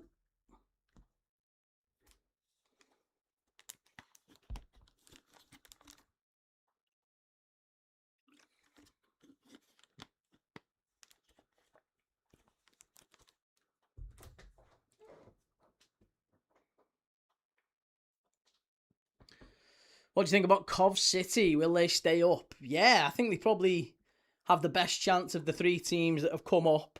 Some of the signings they've made recently, I think, have been quite good. I think what's his name? RL Amenda's possibly a decent signing if he can stay fit. And Urenchi, I'm really, really looking forward to seeing in the Prem. Rushworth's I think Rushworth's a smart signing too. I guess it just remains to be seen what happens with Hamer. I feel like some signings that Coventry have made are probably inclined to, like, if you go back down to the Championship, you've still got a very good chance of coming back up of it. Like Ipswich, almost signings that you can see kind of thinking long term, like, if we go down, these guys will stick with us. And I think Hamer will stick with Coventry even if they go down. I think Rushworth would as well, to be honest. Jack, who are you backing, Nijmegen or Olympiacos? Olympiacos I've gone for in that one. Yeah, they're just narrow favourites. Olympiacos in that one.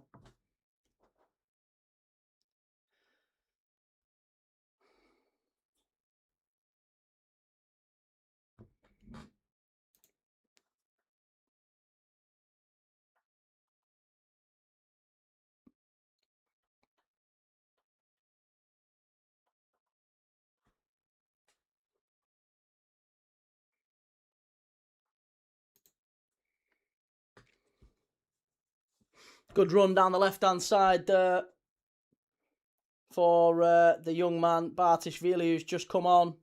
Danced through a couple of challenges there. Gets into the penalty area. Just couldn't quite deliver the cross. You've ignored all my comments the past few streams. Thought I must have said something. Mate, you said something in yesterday's. I was speaking to you yesterday. No, you've not. You must have missed it. You must have missed it. 100% I've read your comments out. 100%. Yesterday. I'm borderline now going to check. I've got the recording.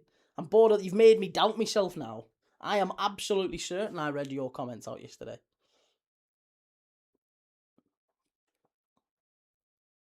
What was the game on Sunday night? Who did we watch on Sunday?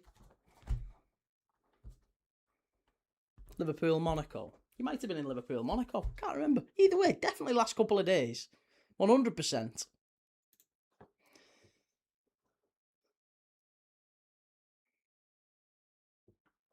Tolga says the away team will win. Oh, here we go.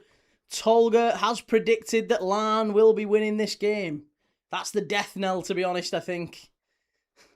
Tolga doesn't get them all right. He gets some right. Remains to be seen whether or not that works out. Mark Jacks, why aren't you watching Bodo Jiki? Also a banging match, 4-4 end to end. Well, it was 3-3, wasn't it? First. Let's have a look. Hang on. Yeah, 4-4 on aggregate now. Yeah, see, I would have liked to watch. I would have liked to watch that one, but it was hard to get it on British English TV.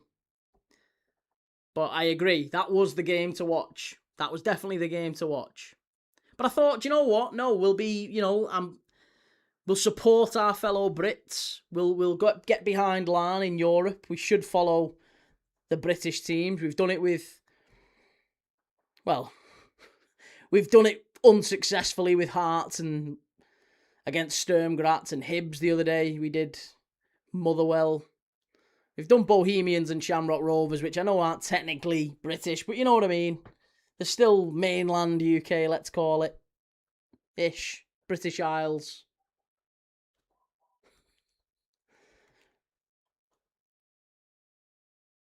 Thoughts on Levski Sofia getting at least Europa League for the first time in 16 years? Great work.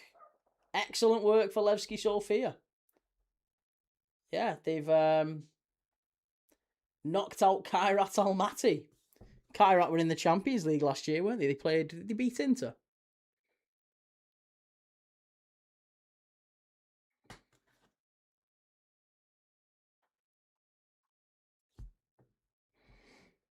Oh. Again, possible stamp there. It's getting a bit feisty, this, as the game's wearing on. As number 40 gets up, I think, does he just stamp on Gallagher? Referee's had a look at it. He's not going to give anything, but did look just a little bit there that he might have lashed out. This is going extra time, Key. Yeah, it's looking like it, isn't it? It's definitely looking like it's extra time.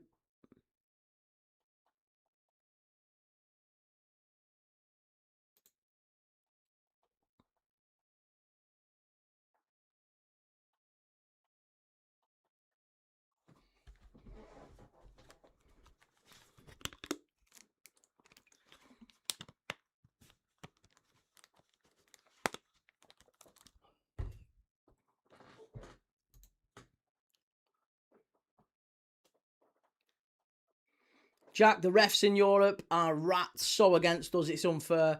I mean, that one did, and again, it's down again. There's plenty of scrapping going on off the ball now. It's starting to feel a bit more feisty. Last 20 minutes here in Georgia.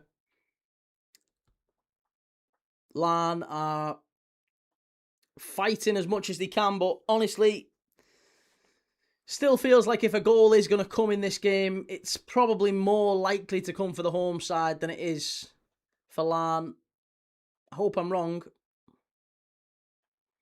Long ball forward. That's fabulous play by the centre forward. And not very good play by Sloan to knock it back in for him. It was good play to win the first ball. Held on to it, laid it off to Sloan, and he just knocked it into the channel.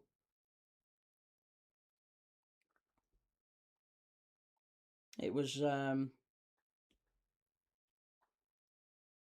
think it was O'Neill, wasn't it? Paul O'Neill.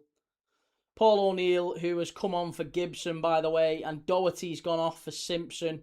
So it's an extra body in defence for Larne, and they've changed the centre forward. Gibson's gone off for O'Neill.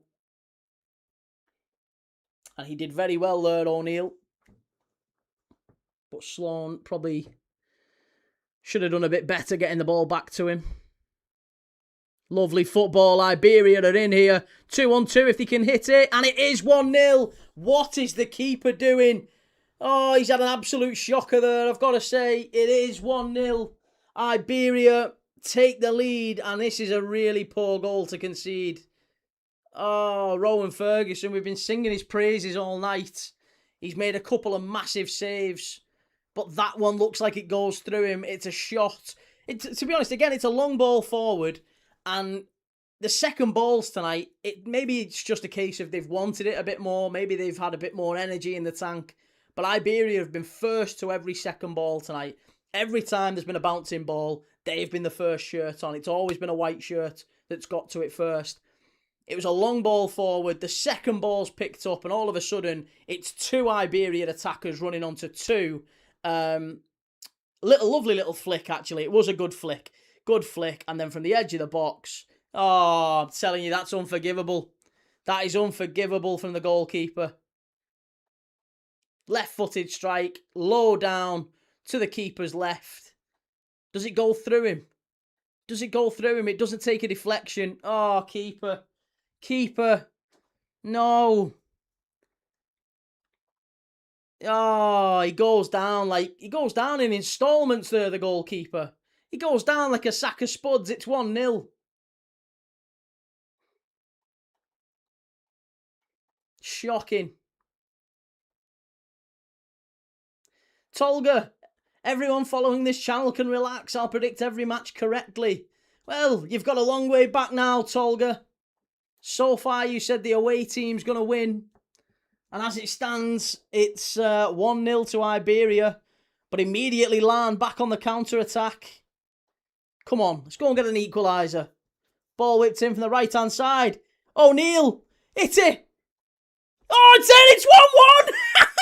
Yes, go on, Cook. Yes, straight up the other end. Larne back level. Yes, yes, go on. The Harbour Rats European Tour. Yes, there's only about 8 fans there. Fair play to them. They've made the trip. But what a finish that was. Lovely ball down the right-hand side. O'Neill does really well. He's made a difference since he's come on. Great ball. Bit of a deflection. O'Neill just has a strike. It comes back out. Oh, it's a lovely finish from Simpson. The other substitute. The other young lad. 19 years of age.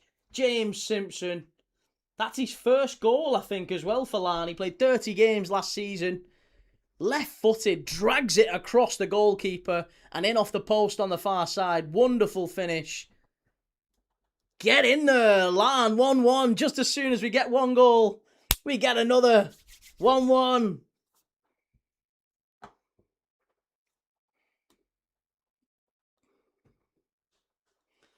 Isha Samuel Smith joined Notts County on a season-long loan from Chelsea, left-back. Swifty, have you kept hold of your centre-forward?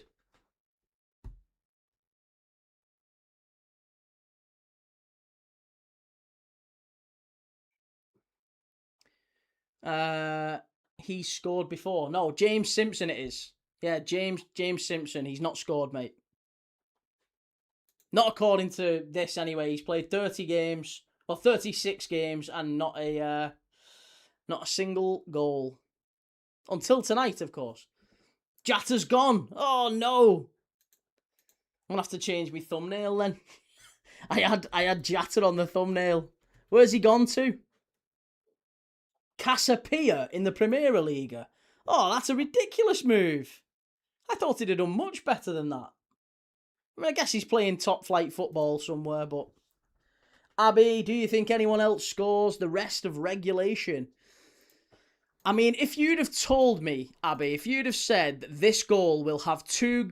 If this game will have 2 goals in it, I would have said no chance. It's been a dreadful game, and all of a sudden we've had 2 goals in the space of 2 minutes. So, just shows you how quickly things can change, and it might well be that there's another goal. Iberia now back on the counter-attack. Larne have been sat back for so long that as soon as they conceded, they went straight up the other end, and it's the old adage in football, isn't it? When's the most dangerous time to concede? Immediately after you've scored. And that's what happened with Iberia. They scored and they let their guard down. You could see how gutted. The goalkeeper was raging. He was absolutely furious with his defence for switching off. And it really should have been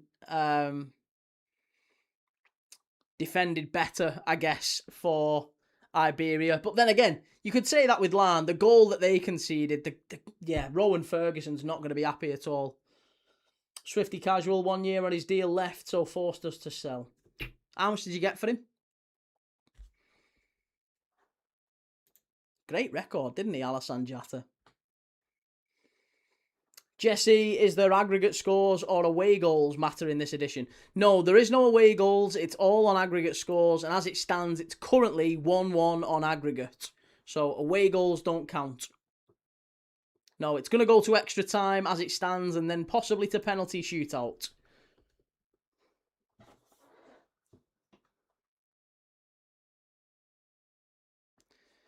Jack, we'll do them if we get Connor and Benji on. Well, as it stands, they have just made those changes, mate.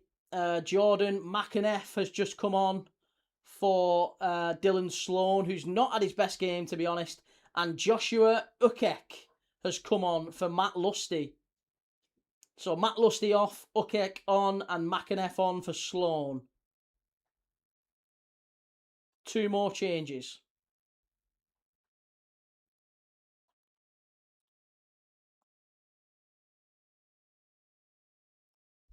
Conor McKendry waits on the bench.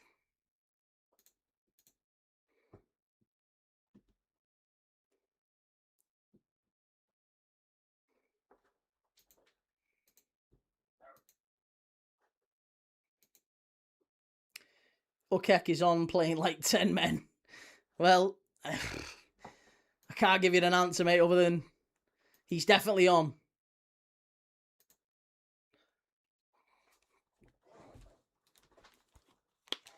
Okay, last 10 minutes plus injury time and potentially extra time and penalties, depending on what happens in these next 10. About 600k rumoured, but undisclosed. Yeah, you'd have wanted more, wouldn't you? But it's, I guess it's not terrible given he's only got a year left.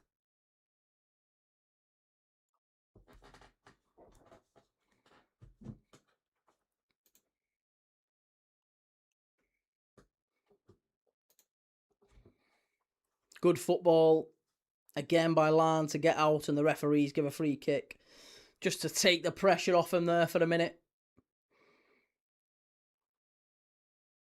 That's been quite a dirty game so far. I mean, there's been 30 fouls in this game inside 80 minutes. So, what, one every 2.5 minutes, something like that.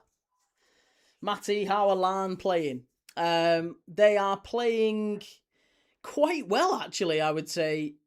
They had to go a goal down to actually start playing well, but they've done all right. Second half, they've been much better. I would say that since the centre forwards come on, they changed. Gibson went off, and O'Neill came on, I think Paul O'Neill's had a really, really good game since he's come on. And this is me as someone who hasn't watched Larne for much of last season or even this season, to be honest. But, you know, we've watched a fair bit of European football over this summer. And he's certainly made a difference off the bench. Definitely made a difference.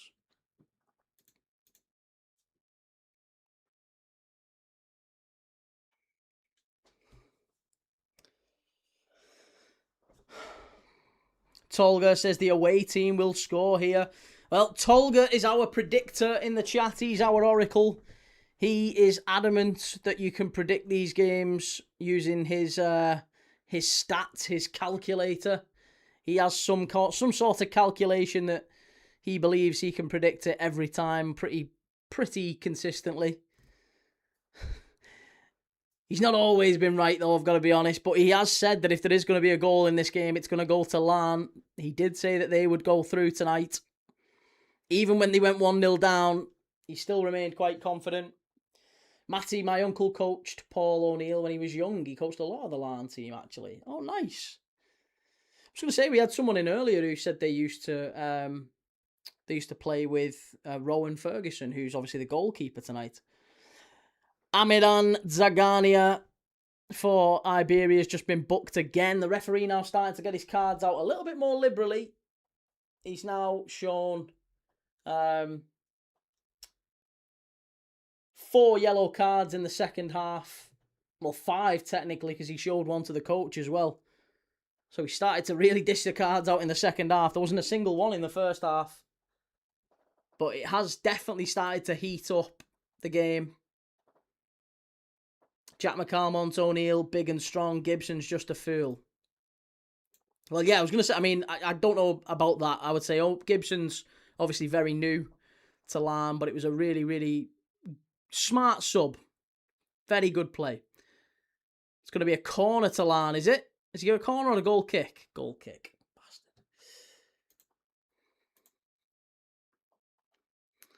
Sims Munson, where are you watching this? Right there, mate. Right there down the bottom, you can see.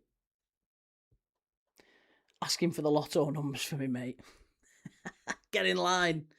I get them first. Iberia take the goal kick. It's pumped long by Makaridze.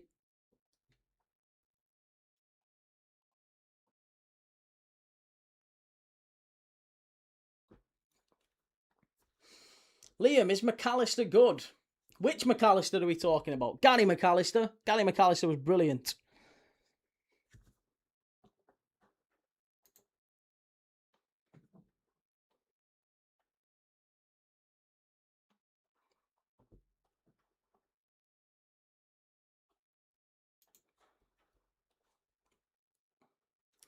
Alexis. He's a very good player, but he hasn't played that way for Liverpool for a long time. So I'll be honest, he played about 3 games very well last season, and the rest of the time I would say he was Liverpool's worst player. So I don't think Liverpool fans generally would be that bothered if McAllister went, but if Manchester City were to get the McAllister that we had 18 months ago, then they would, in my opinion, they'd be getting one of the best midfielders in the world. So I wouldn't want to sell him to Manchester City. I would much rather he go to a Madrid or a Barca or somewhere like that. But yeah, he is very, very good. He's just not been good for Liverpool for some time now. Shahid Key, what's the name of the stadium in Iberia? The game where this one's being played is a different stadium. I'm pretty confident it's played. Yeah, there you go. It's the Mikheil Meskhi I Stadium in Tbilisi. 28,000 capacity. Is Enzo Fernandez better? Not for me. No, I would say McAllister is better than Enzo Fernandez. They're different types of players. But if you're replacing Rodri, you don't want to replace him with Enzo Fernandez. I think McAllister's a better option. Cheaper too. Be about half the price. Matty, what do you think of Lewis Skelly to Man United? Good move for him. If United can make that happen, I think that would be a smart move for them and for him, to be honest. He's not going to get a kick for Arsenal this season. 87 minutes on the clock, and Cosgrove does well there. It's offside for Iberia, so again takes all the pressure off Larne as we enter the last 3 minutes.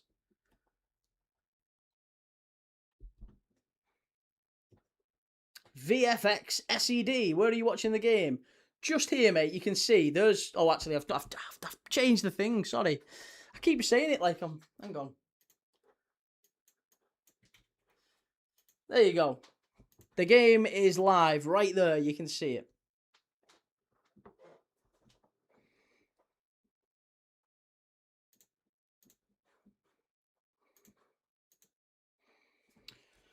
This one looks like it's going to go to extra time and penalties, I would say, based off what we've seen in the last few minutes. It feels like both teams probably a little bit tired now, need that that water break and just a little stoppage in play before we go into another 30 minutes of extra time and possibly a penalty shootout as well.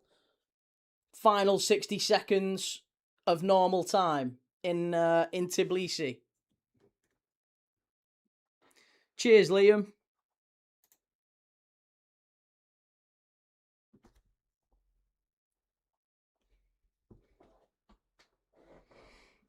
Oh, Guru, don't start. Don't start.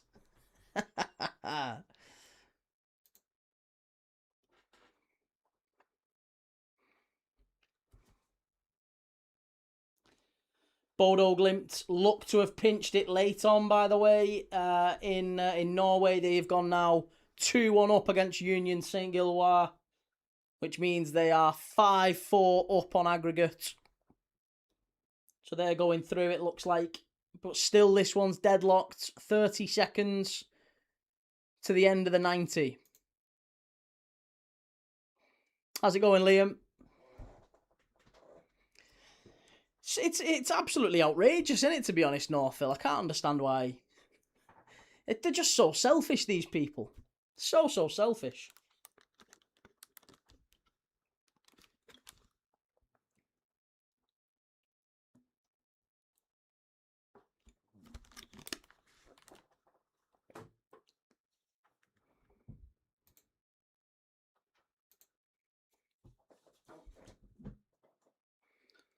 I'll tell you what, look, if Larne do get through and they play Rangers, then I am 100% on board for watching that one. Larne v Rangers be a cracking tie.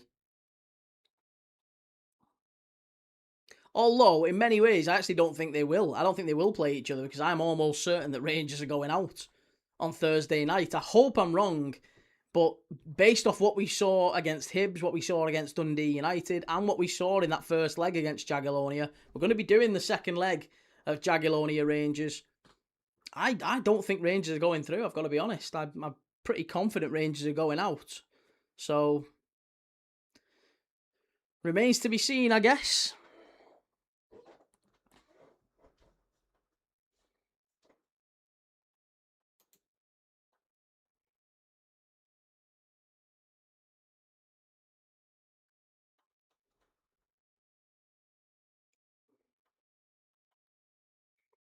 Me either, the pounding in Poland. No, they got a real beating, didn't they?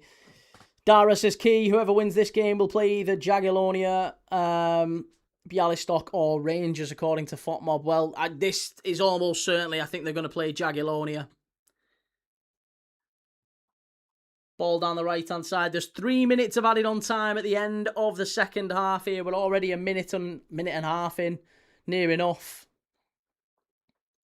Played over to the far side, and it's out for a goal kick, is it? No, Rowan Ferguson gets it.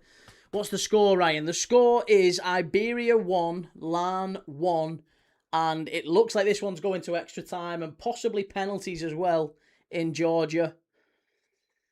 Come on, Larne. We're all cheering on Larne.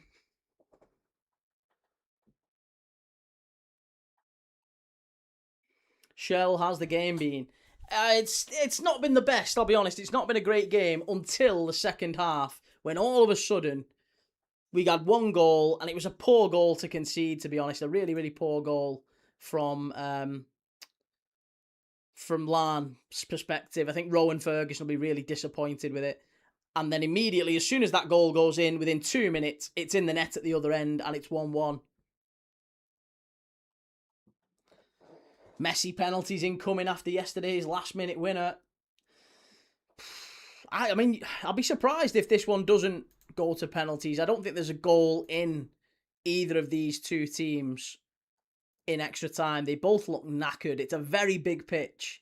It is a very, very big pitch, and they haven't really been able to press all that well. So both teams look really, really tired. Oh my God, is it 5-5 now? Oh, Mark, you were so right. We definitely called the wrong game, didn't we? Bodo Glimt 2, Union SG 2 now as well.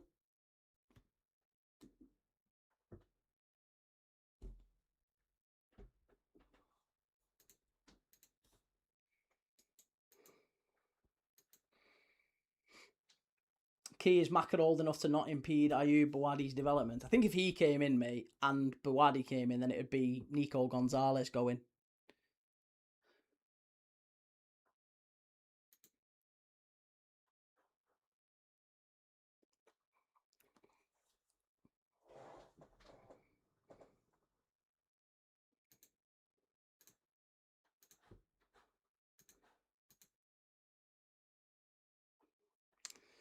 Okay, and it is going to be extra time now. The game is over. Full time whistle blown. And here we go. Extra time is going to be upon us. We haven't got an extra time quiz. We're just going to have to wait. No, we're selling Reinders and Rodri. Well, even if you sell Reinders and Rodri, you've got Anderson, Nico Gonzalez, Bouadi and McAllister. I think it's more likely that Nico Gonzalez misses out. Wharton to Liverpool. I really hope not. I really hope not. I don't mind him. I don't think that'd be such a smart move for the way that Iraola plays. I'm not sure that Adam Wharton's a smart choice.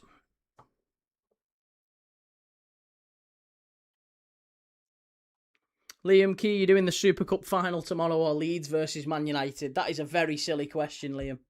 It's a very silly question. Are you going to do the Super Cup?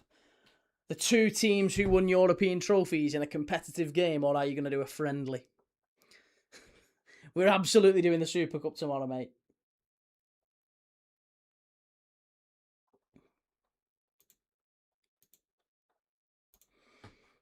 Okay. Right, both teams just having a little water break. Come on, Larne. Here we go. Let's go and get the second goal. Kill them off. We don't want penalties. Let's have a look at the other goals or the other games going on around Europe at the minute. Bodo Glimt 2, Union SG 2. Sabah of Azerbaijan are 4-0 up against Aarhus. That was only 2-1 in the first leg, wasn't it? So Sabah Baku now massively, they're flying into the playoff round. Karno Zalgiris 0, Dynamo Zagreb 2. They're now 7-0 up on aggregate. Nijmegen 0, Olympiacos 0. Hopefully Olympiacos go through there.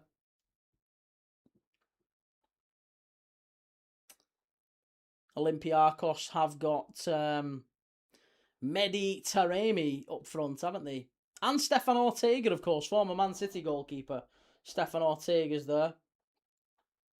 Jota Silva, former Nottingham Forest player as well. Lots of former Premier League players in that Olympiacos team.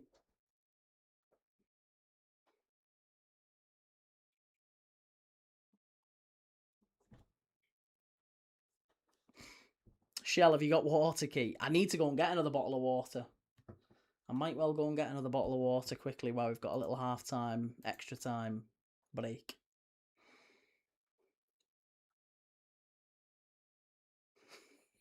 Show me the stream attendees for both and I can probably answer that.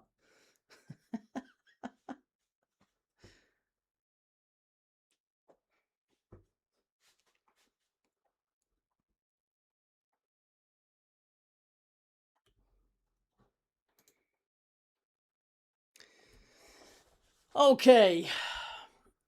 Yeah, that's the game going on right now in Netherlands. That's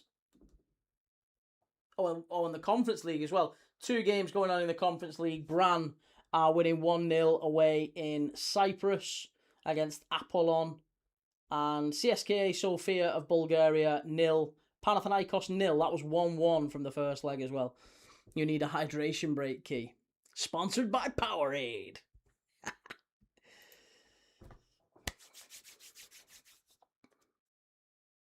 Tengiz, I am from Iberia. Tell me if they win, mate. I absolutely will tell you. You'll know, I promise you. You'll see the score. You'll see the no, this side. You'll see the score change up here automatically, and you'll see me celebrate or jump or whatever. Something will happen. I'll let you know what's going on. Don't worry. Cheers, Scouser. Thanks for the heart, me, mate. Right, first half of extra time about to get underway in Tbilisi.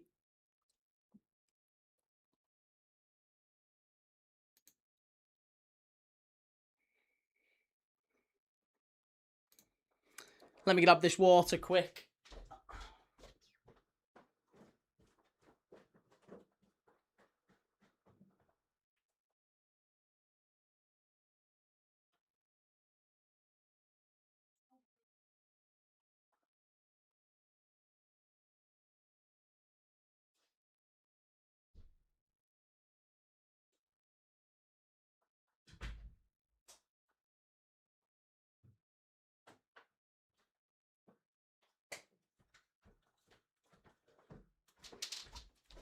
Okay, back. I'm back.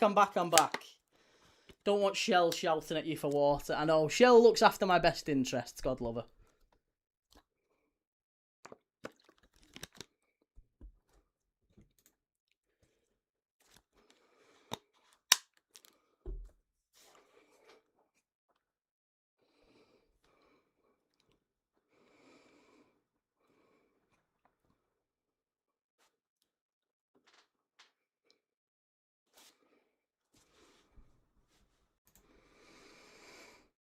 Game should be over. Larne missed the bolt at home. I was going to say they did have a lot of chances in that first leg, didn't they, at Inver Park? But they've certainly, listen, they've played well tonight, I think, on the grand scheme of it. Iberia have bossed this second leg. They've done really well.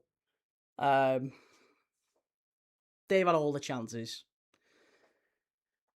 I think neither team would be particularly happy with how they conceded the goal that they've conceded tonight. So on the balance of play, you'd probably say that a draw and the fact that it's going to extra time is fair.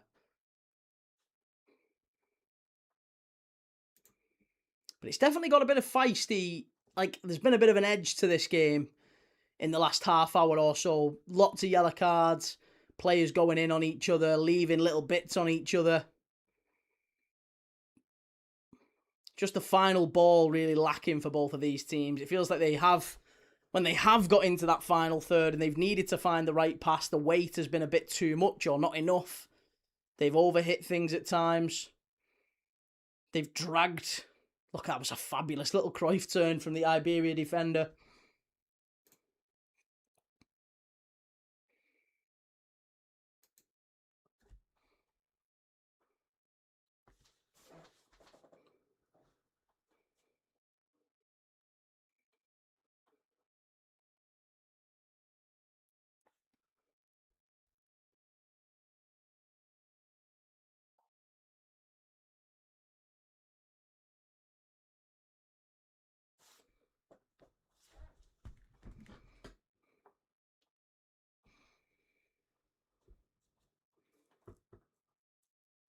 Yeah, so we've got, by the way, tomorrow PSG versus Aston Villa in the Super Cup. We've got Rangers versus Jagiellonia on Thursday night. They're 2-1 down from the first leg. Be intriguing to see if Rangers can turn that round. Wolves versus Blackburn on the Friday night Championship. First game of the Championship season, Friday night, 8 o'clock. Wolves v Blackburn at Molineux. We'll be live for that as well. And then, yeah, on Saturday, obviously, the Championship all kicks off. So, Notts County versus Leicester City is the game that I was going to do. 12:30 kickoff, followed by the 5:30, which is Sheffield United against Birmingham.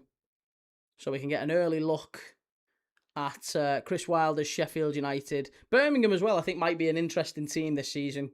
could have an outside chance maybe of the playoffs if they start well. And then Sunday we're actually back to competitive, domestic, top flight English football. The Community Shield, Arsenal against Manchester City. Come on, City. And then Liverpool versus Como in the afternoon. Straight after that, I'm going to watch Liverpool versus Como. Another pre-season friendly. Hopefully Liverpool don't throw it away. Oxford fan, no key. Oxford. What, on Saturday? Let's have a look. What time's Oxford on Saturday? Oh, Oxford MK Dons, 12:30. Oh, I'll be honest, I think Notts County Leicester's the bigger game, mate. If I'm honest, I might even put a Bolton-Preston game. Bolton-Preston Championship. Don't think Bolton-Preston or Notts County Leicester. What should we do? Have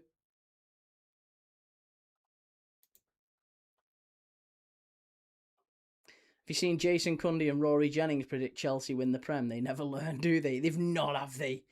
They've not. Silly, silly boys. Very silly.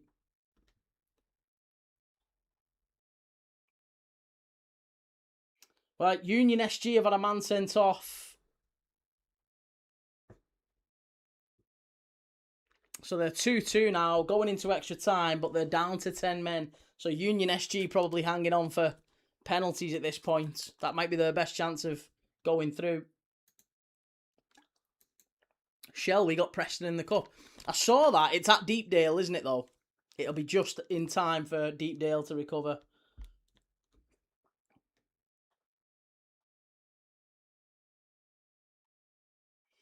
AS Monaco have decided to terminate Paul Pogba's contract. Wow.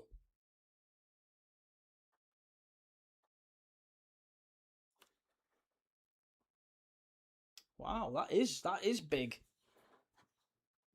Iberia dragged back on the halfway line by O'Neill. Shell, Gamer Guru, they must be desperate for engagement. I mean, it's the TalkSport tactic, isn't it? That's the TalkSport playbook. That's what they do. I mean, it's what can we? It feels like they literally get in a room and go, right, what can we say? What can we possibly say that would get the most clicks? And that whatever that is, they make a rational argument to say that. And it's a smart business model because it seems to work.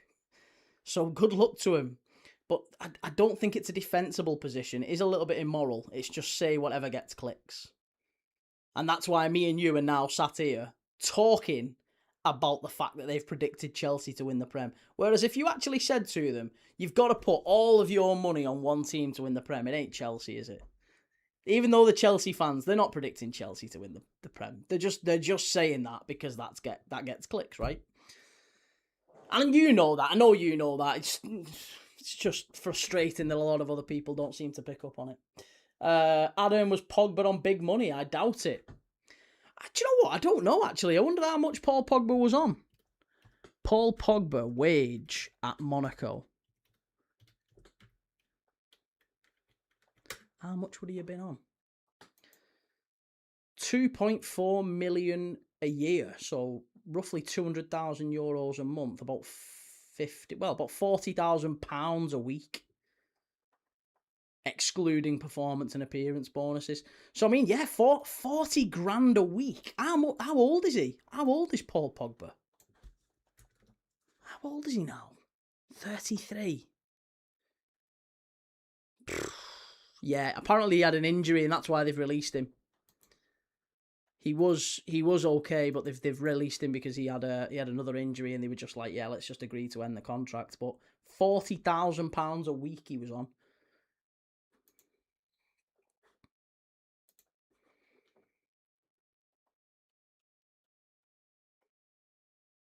City of Northville, I envy optimists like that, though Rory will say the opposite a day from now.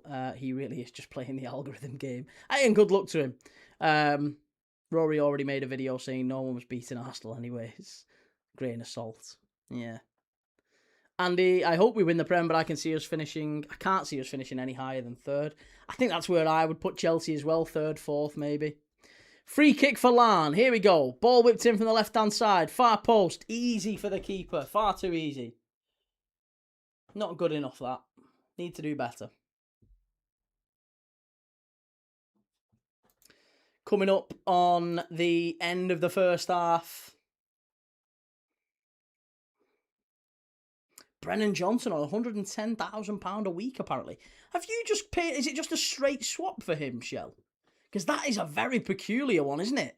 That Everton have gone and paid... Well, have they paid... Brennan Johnson was signed by Palace for 35 million quid in January, and they are now seemingly willing to let him go for nothing, just Dwight McNeil in exchange. Dwight McNeil didn't really play for Everton last season. Apparently, they agreed a fee somewhere in the region of about 15 million quid for him. That doesn't really make a lot of sense. He was very close to moving to Palace for about 15 million quid last summer, and it didn't work out. And there's been nothing over the past 12 months that would have inflated his value. And I'm not quite convinced that there's been a huge amount that's deflated Brennan Johnson's. Seems a very generous move from Palace to let him just go for a free.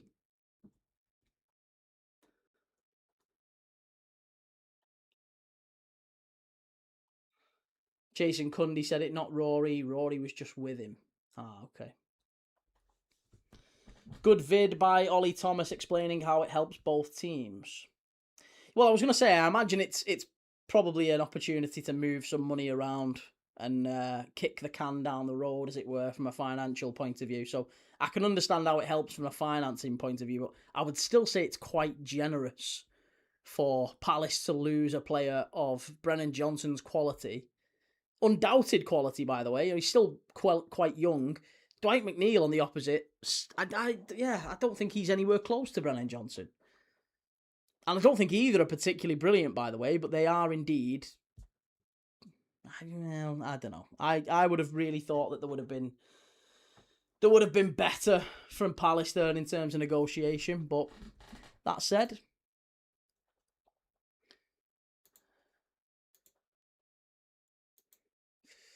Quinn Akbar, who are you rooting for? I guess I'm probably rooting for Larne. I'd like to see Larne win as a Brit. They're a Northern Irish team. I'd like to see Larne win over Iberia. So I guess, yeah, I'd be rooting for Larne.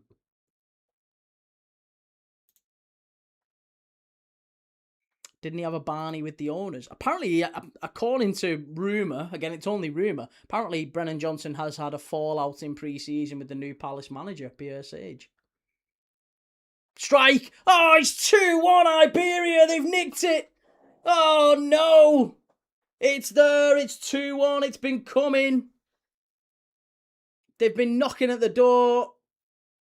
Not really having many chances, but it's a terrible goal again to concede for Larne. They've got to do better here. Defensively, they've kind of been all over the place. And now Larne need to go and do it again. What they did in the second half. Larne equalised within about 5 minutes of going behind. They've gone behind again. And now Gary Haveron's got to get something out of these players. They've got to step it up. Big moments in the game.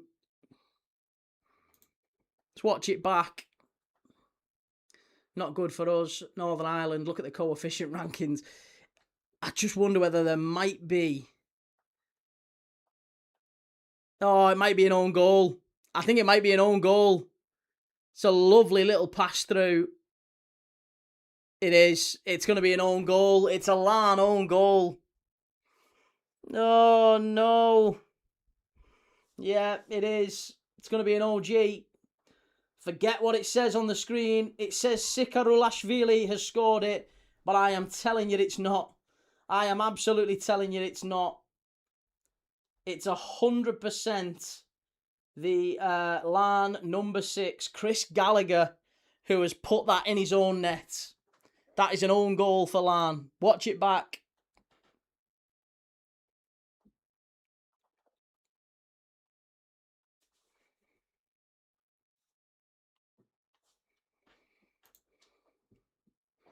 Disappointing. Come on, Larne. Turn it round. Last 15 now.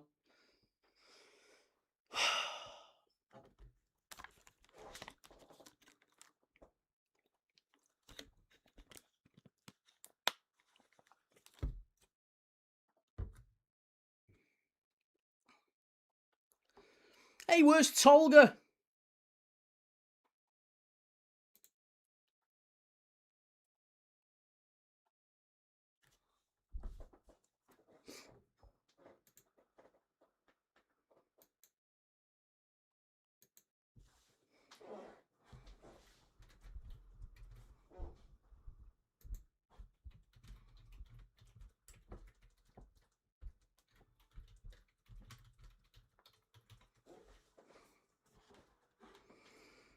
Good to see you're being patriotic, but hopefully that ends with United and Arsenal. United, Arsenal, City, any of them. Yeah, not interested in Chelsea, none of them.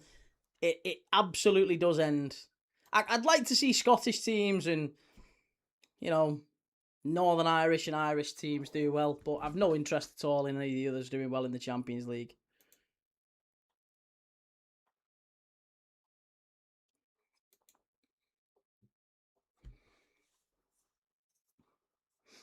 Oh, good tackle. Very good tackle from Iberia now. Look at him. They're trying to get the crowd up.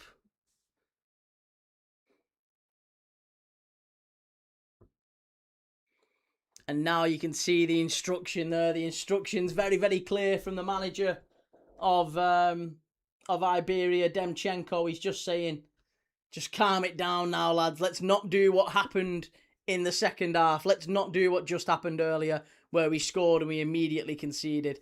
They just need to keep hold of the ball now, and that's exactly what they're doing. They're not taking any chances. Simple passes. Wind down the clock. Maybe even go and get a third here. Strike! Oh, just wide. Just wide. And it is half time in the first half of extra time. Got another 15 minutes to go. Larne have got a lot to do to turn this round. They take penalties at this point. Harry Robinson. Hi, bro. I'm back. Good to see you, Harry. Sam, how do you feel about the Araujo signing? Yeah, very, very smart signing. Very smart signing, in my opinion. He's done well. He's done well for Barca. He's been one of their best performing players in fitness and all that sort of stuff. I think he's been winning the bleep test for God knows how many seasons now. He was like peak physical fitness when we've signed him this summer. So, comes in at a good time. I think he's ready to contribute straight away, which is important. If we can get the Ronald Araujo of maybe 18 months ago, then we've got a top player. Obviously, he's had his issues where he's had mental health issues, anxiety and depression, which he was bravely coming out and talking about, but that seems to be past him now, so good luck to him. I really would like to see him do well. Obviously, as a Liverpool fan, of course, I'd love to see him do well.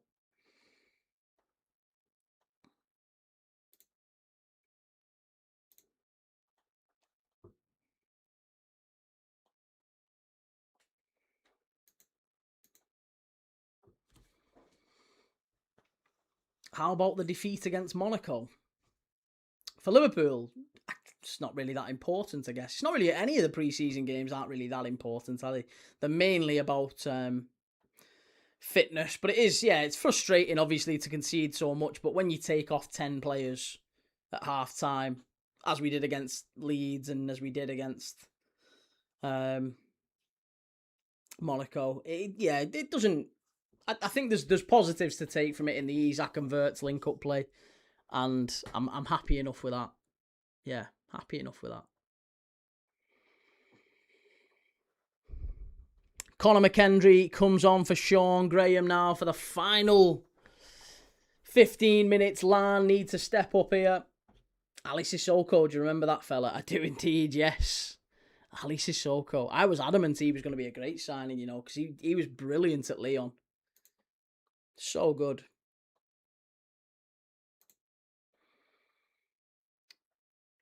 Okay, second half off and underway. Larne immediately on the counter-attack.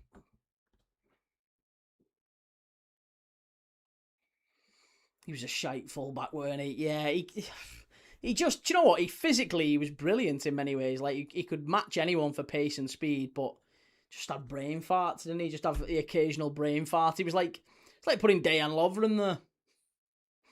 Dejan Lovren, to be fair, that's harsh. Dejan Lovren was a very good centre-back. But he was either a 9 out of 10, or a 4 out of 10. He didn't really have any other.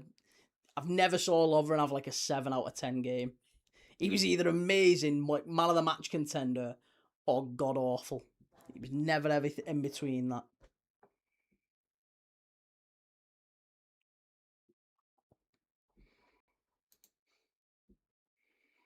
Good play there from the Arsenal, the new Arsenal signing, or what looks like to be the new Arsenal signing anyway, on that left hand side. Bartishvili skinned the fullback, and I think it's going to be a yellow card, is it? Yeah, McIneff's been booked. Good play that from Iberia. Shahid, will Bradley Barcola be playing for PSG tomorrow, Key? Who knows?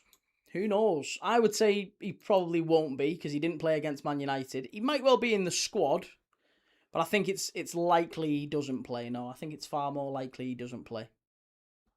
He might be on the bench. Sebastian Corchia was another one. He was awful. Corchia was who did he play for? Was he Sevilla? Corchia.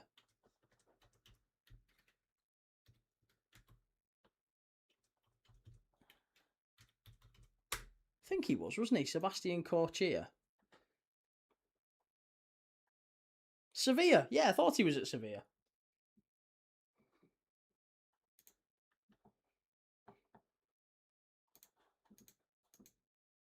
Okay, free kick for Iberia, is it? Oh, O'Neill's kicked the ball away. That's got to be a yellow card, I think. Is the ref going to give a yellow? Hopefully not. He played for the team in the Prem. Corchia didn't, did he? Don't think he did. No, Corchia didn't, mate. Corchia's only ever played for Le Mans, Sochaux, Lille, Sevilla, Benfica, Espanyol, Nantes, Amiens, and Caen. They're the only teams he's ever played for. Never played in the Prem.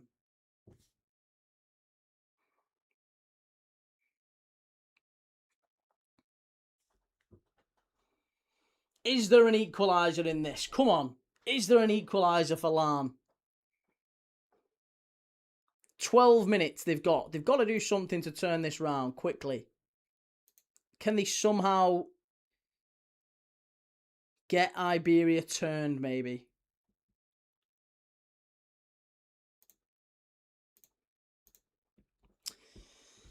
If you've not already, do us a favour, hit like on the video. We are going to be back tomorrow for the Super Cup. Aston Villa versus PSG. That should be a bit more entertaining. That one's live on TNT, that one. So hopefully you'll join me for that one. Be interesting to see whether or not Barcola does play. But yeah, PSG versus Aston Villa, 8 o'clock kickoff tomorrow. Thursday, Rangers v Jagiellonia. Friday is going to be the Championship. Wolves versus Blackburn. Matty, still 2-1. It is, mate. Yes, Iberia 2, Larne 1. 11 minutes left.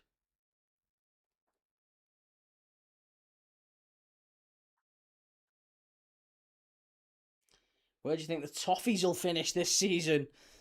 It's the $1 million question, isn't it, to be honest? I've not been impressed with Everton's player recruitment. You know, they had Jack Grealish last season. He was doing well up until he got injured. They've, I guess, replaced him with Tyrick George.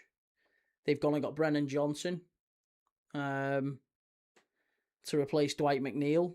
Guess you could say that's an upgrade. Norgard, he'll be good around the dressing room in terms of experience, but he's another year older, isn't he? So I wonder whether or not how that's going to help Everton, especially if they've got Garner fit and Dewsbury Hall, and you know they're trying to incorporate all three of them. I'm not sure how that's going to work. But yeah, I mean, I've gone for David Moyes as my first manager sacked. I think David Moyes is far more likely to to be sacked this season than he is to get Everton in Europe or anything like that. There was a few Evertonians who were... I mean, I've got a lot of Blues in my family as well. I get the feeling that there was a lot of Evertonians who were turning on Moyes towards the end of the season. Edward Garner is gone. He's left Everton. James Garner hasn't, mate. No. Idrissa Garner Gay has. James Garner has not. So yeah, James Garner sitting deep would be where he'll probably be alongside Norgard, assuming Norgard's available and fit all season.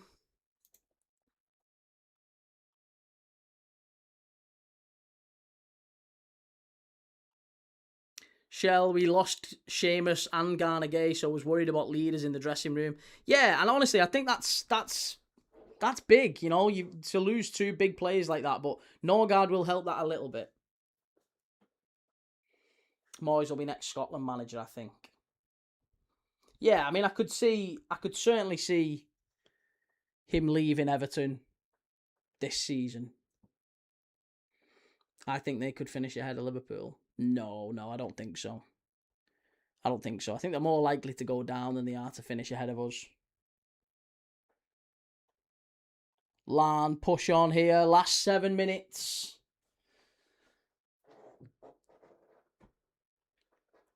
I don't think it's particularly helpful either that Illiman and Dice decided to stay either. I think they could have probably done with him leaving in many ways, because I don't think he's that important to Everton, to be honest.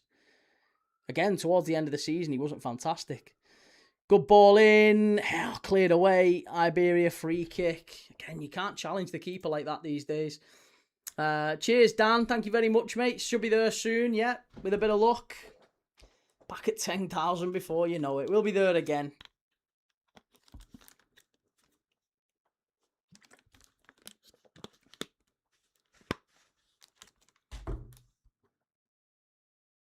He's just had an op, Jimmy. Has he really? Goal kick for Iberia. Or free kick for Iberia in the penalty area anyway. Keeper knocks it long. Makaridze. Big last 6 minutes. What do you think Borough's chances are of promotion? Well, do you know what? Lancashire scored a great goal the other day, didn't he? We watched Borough against Wrexham in the Carabao Cup. I thought Lancashire was fantastic. Hayden Hackney's obviously a big miss. If I'm dead honest, I don't see Borough going straight up. I think they might be in the playoffs again. And it's just a question of whether or not they can sustain it and get through in those big games. I would say it's West Ham. And I would say it's Wolves. And then you could probably toss a coin for who gets the remaining spot. It could be Millwall, it could be Borough, it could be Norwich. I think Norwich could be a dark horse. Yeah, there's a good few teams who could sneak in. Southampton, I wouldn't be surprised. I wouldn't write them off. But yeah, I would say West Ham and Wolves are almost certainly going to go up in one way or another. I don't see Burnley up there. But yeah, Borough have got a chance. Wrexham were up there as well towards the end of the season. Wrexham, Derby. Obviously, Derby have just got new investment as well. So Derby, Wrexham, Borough. And yeah, it'll be a great season. Really, really good season. So looking forward to it. John, where do you think United will finish this season? Probably about where Liverpool will. I would say I'd probably say... Yeah, United and Liverpool, you could flip a coin on where we'll finish. 5th or 6th, maybe 4th. But it's not, yeah, Liverpool and United are about the same level, I would say, this season. There won't be much in it between where we finish.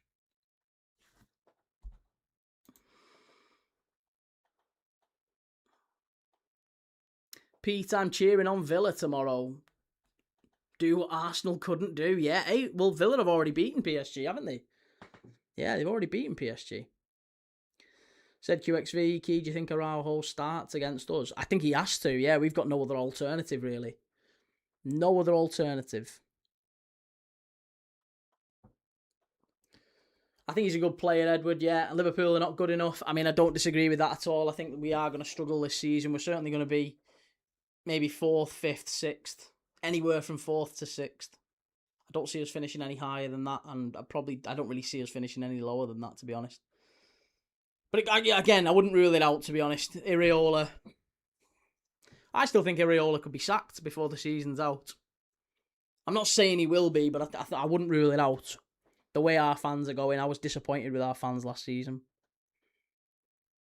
And the board, and the whole approach to it. 8th at best, mate, be realistic. I don't think you can name... I would say... I mean, you're an Evertonian, aren't you, John? I don't see you naming 7 teams who'll definitely finish above Liverpool this season. No. And you're saying be realistic. I think if you were being mega pessimistic, you might struggle and say we finish 8th.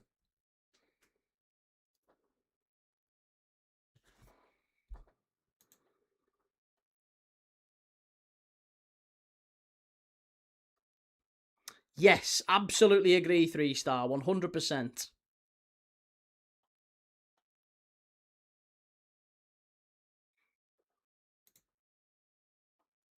Chance for Larne, far post, keeper drops it, unlucky. Nearly 2-2. Now Iberia on the counter-attack. There's a player down with a head injury, but the referee hasn't stopped it. Iberia drive forward, great touch there. And it's going to be another yellow card, is it again for Larne? It's that, honestly, he's been really good since he's come on. Andrey Demchenko, bags of pace, great dribbling, very much in the mould of Kvaratskhelia. Yeah, I mean, listen, Everton aren't going to finish above Liverpool this season. If they do, come back and I'll do whatever, I don't know, I'll donate some money to fan supporting food banks or Everton in the community, whatever you want. But yeah, no, Liverpool are not finishing below Everton this season. Even if we do finish 8th. Even if we do finish 8th, we won't finish below Everton. You're asking for too much there. Liverpool to finish 8th would be a big surprise. Everton to finish higher than 8th would be a miracle. A miracle.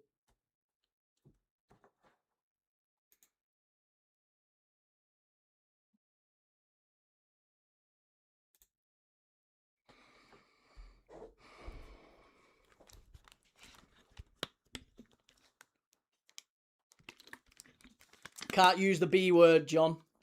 Yeah, can't use the B word.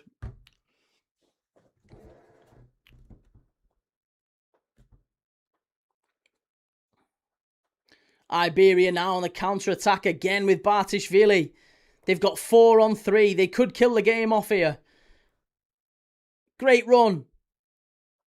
Bartishvili crowded out there.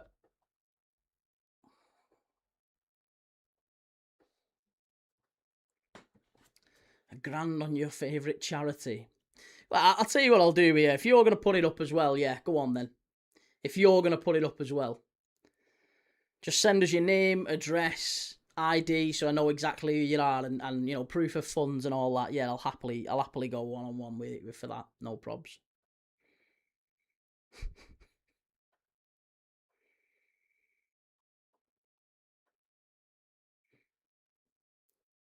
I'll do it, mate. All right, cool. Good luck to you. Love it. Edge of the box. Larne. Hit it. Hit it. Oh, stop fannying around with it. Oh, that was a massive chance. That was a huge chance. Oh, it's literally 60 seconds left. Larne have got a corner, have they? No, goal kick. How many minutes are you giving, ref? How much in added time? One extra minute for Larne to hang on, off of Iberia to hang on. I think that might have been Larne's chance. I think they've done it. Oh, so near yet so far. Iberia look like they're going to sneak through here.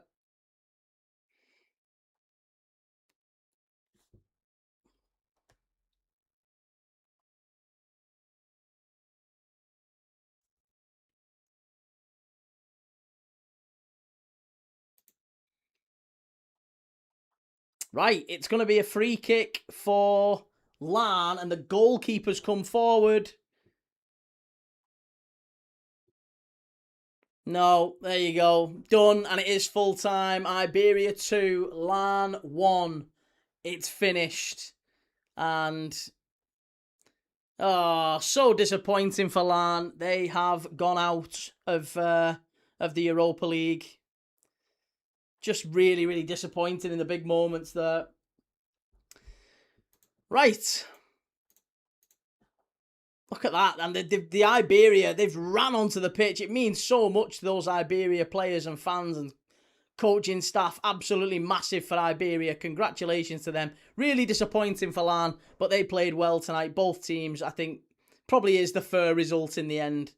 And it's disappointing for Larne, obviously. They'll be gutted at the way they've conceded both goals. But I think on the balance of play tonight, Iberia were the better side.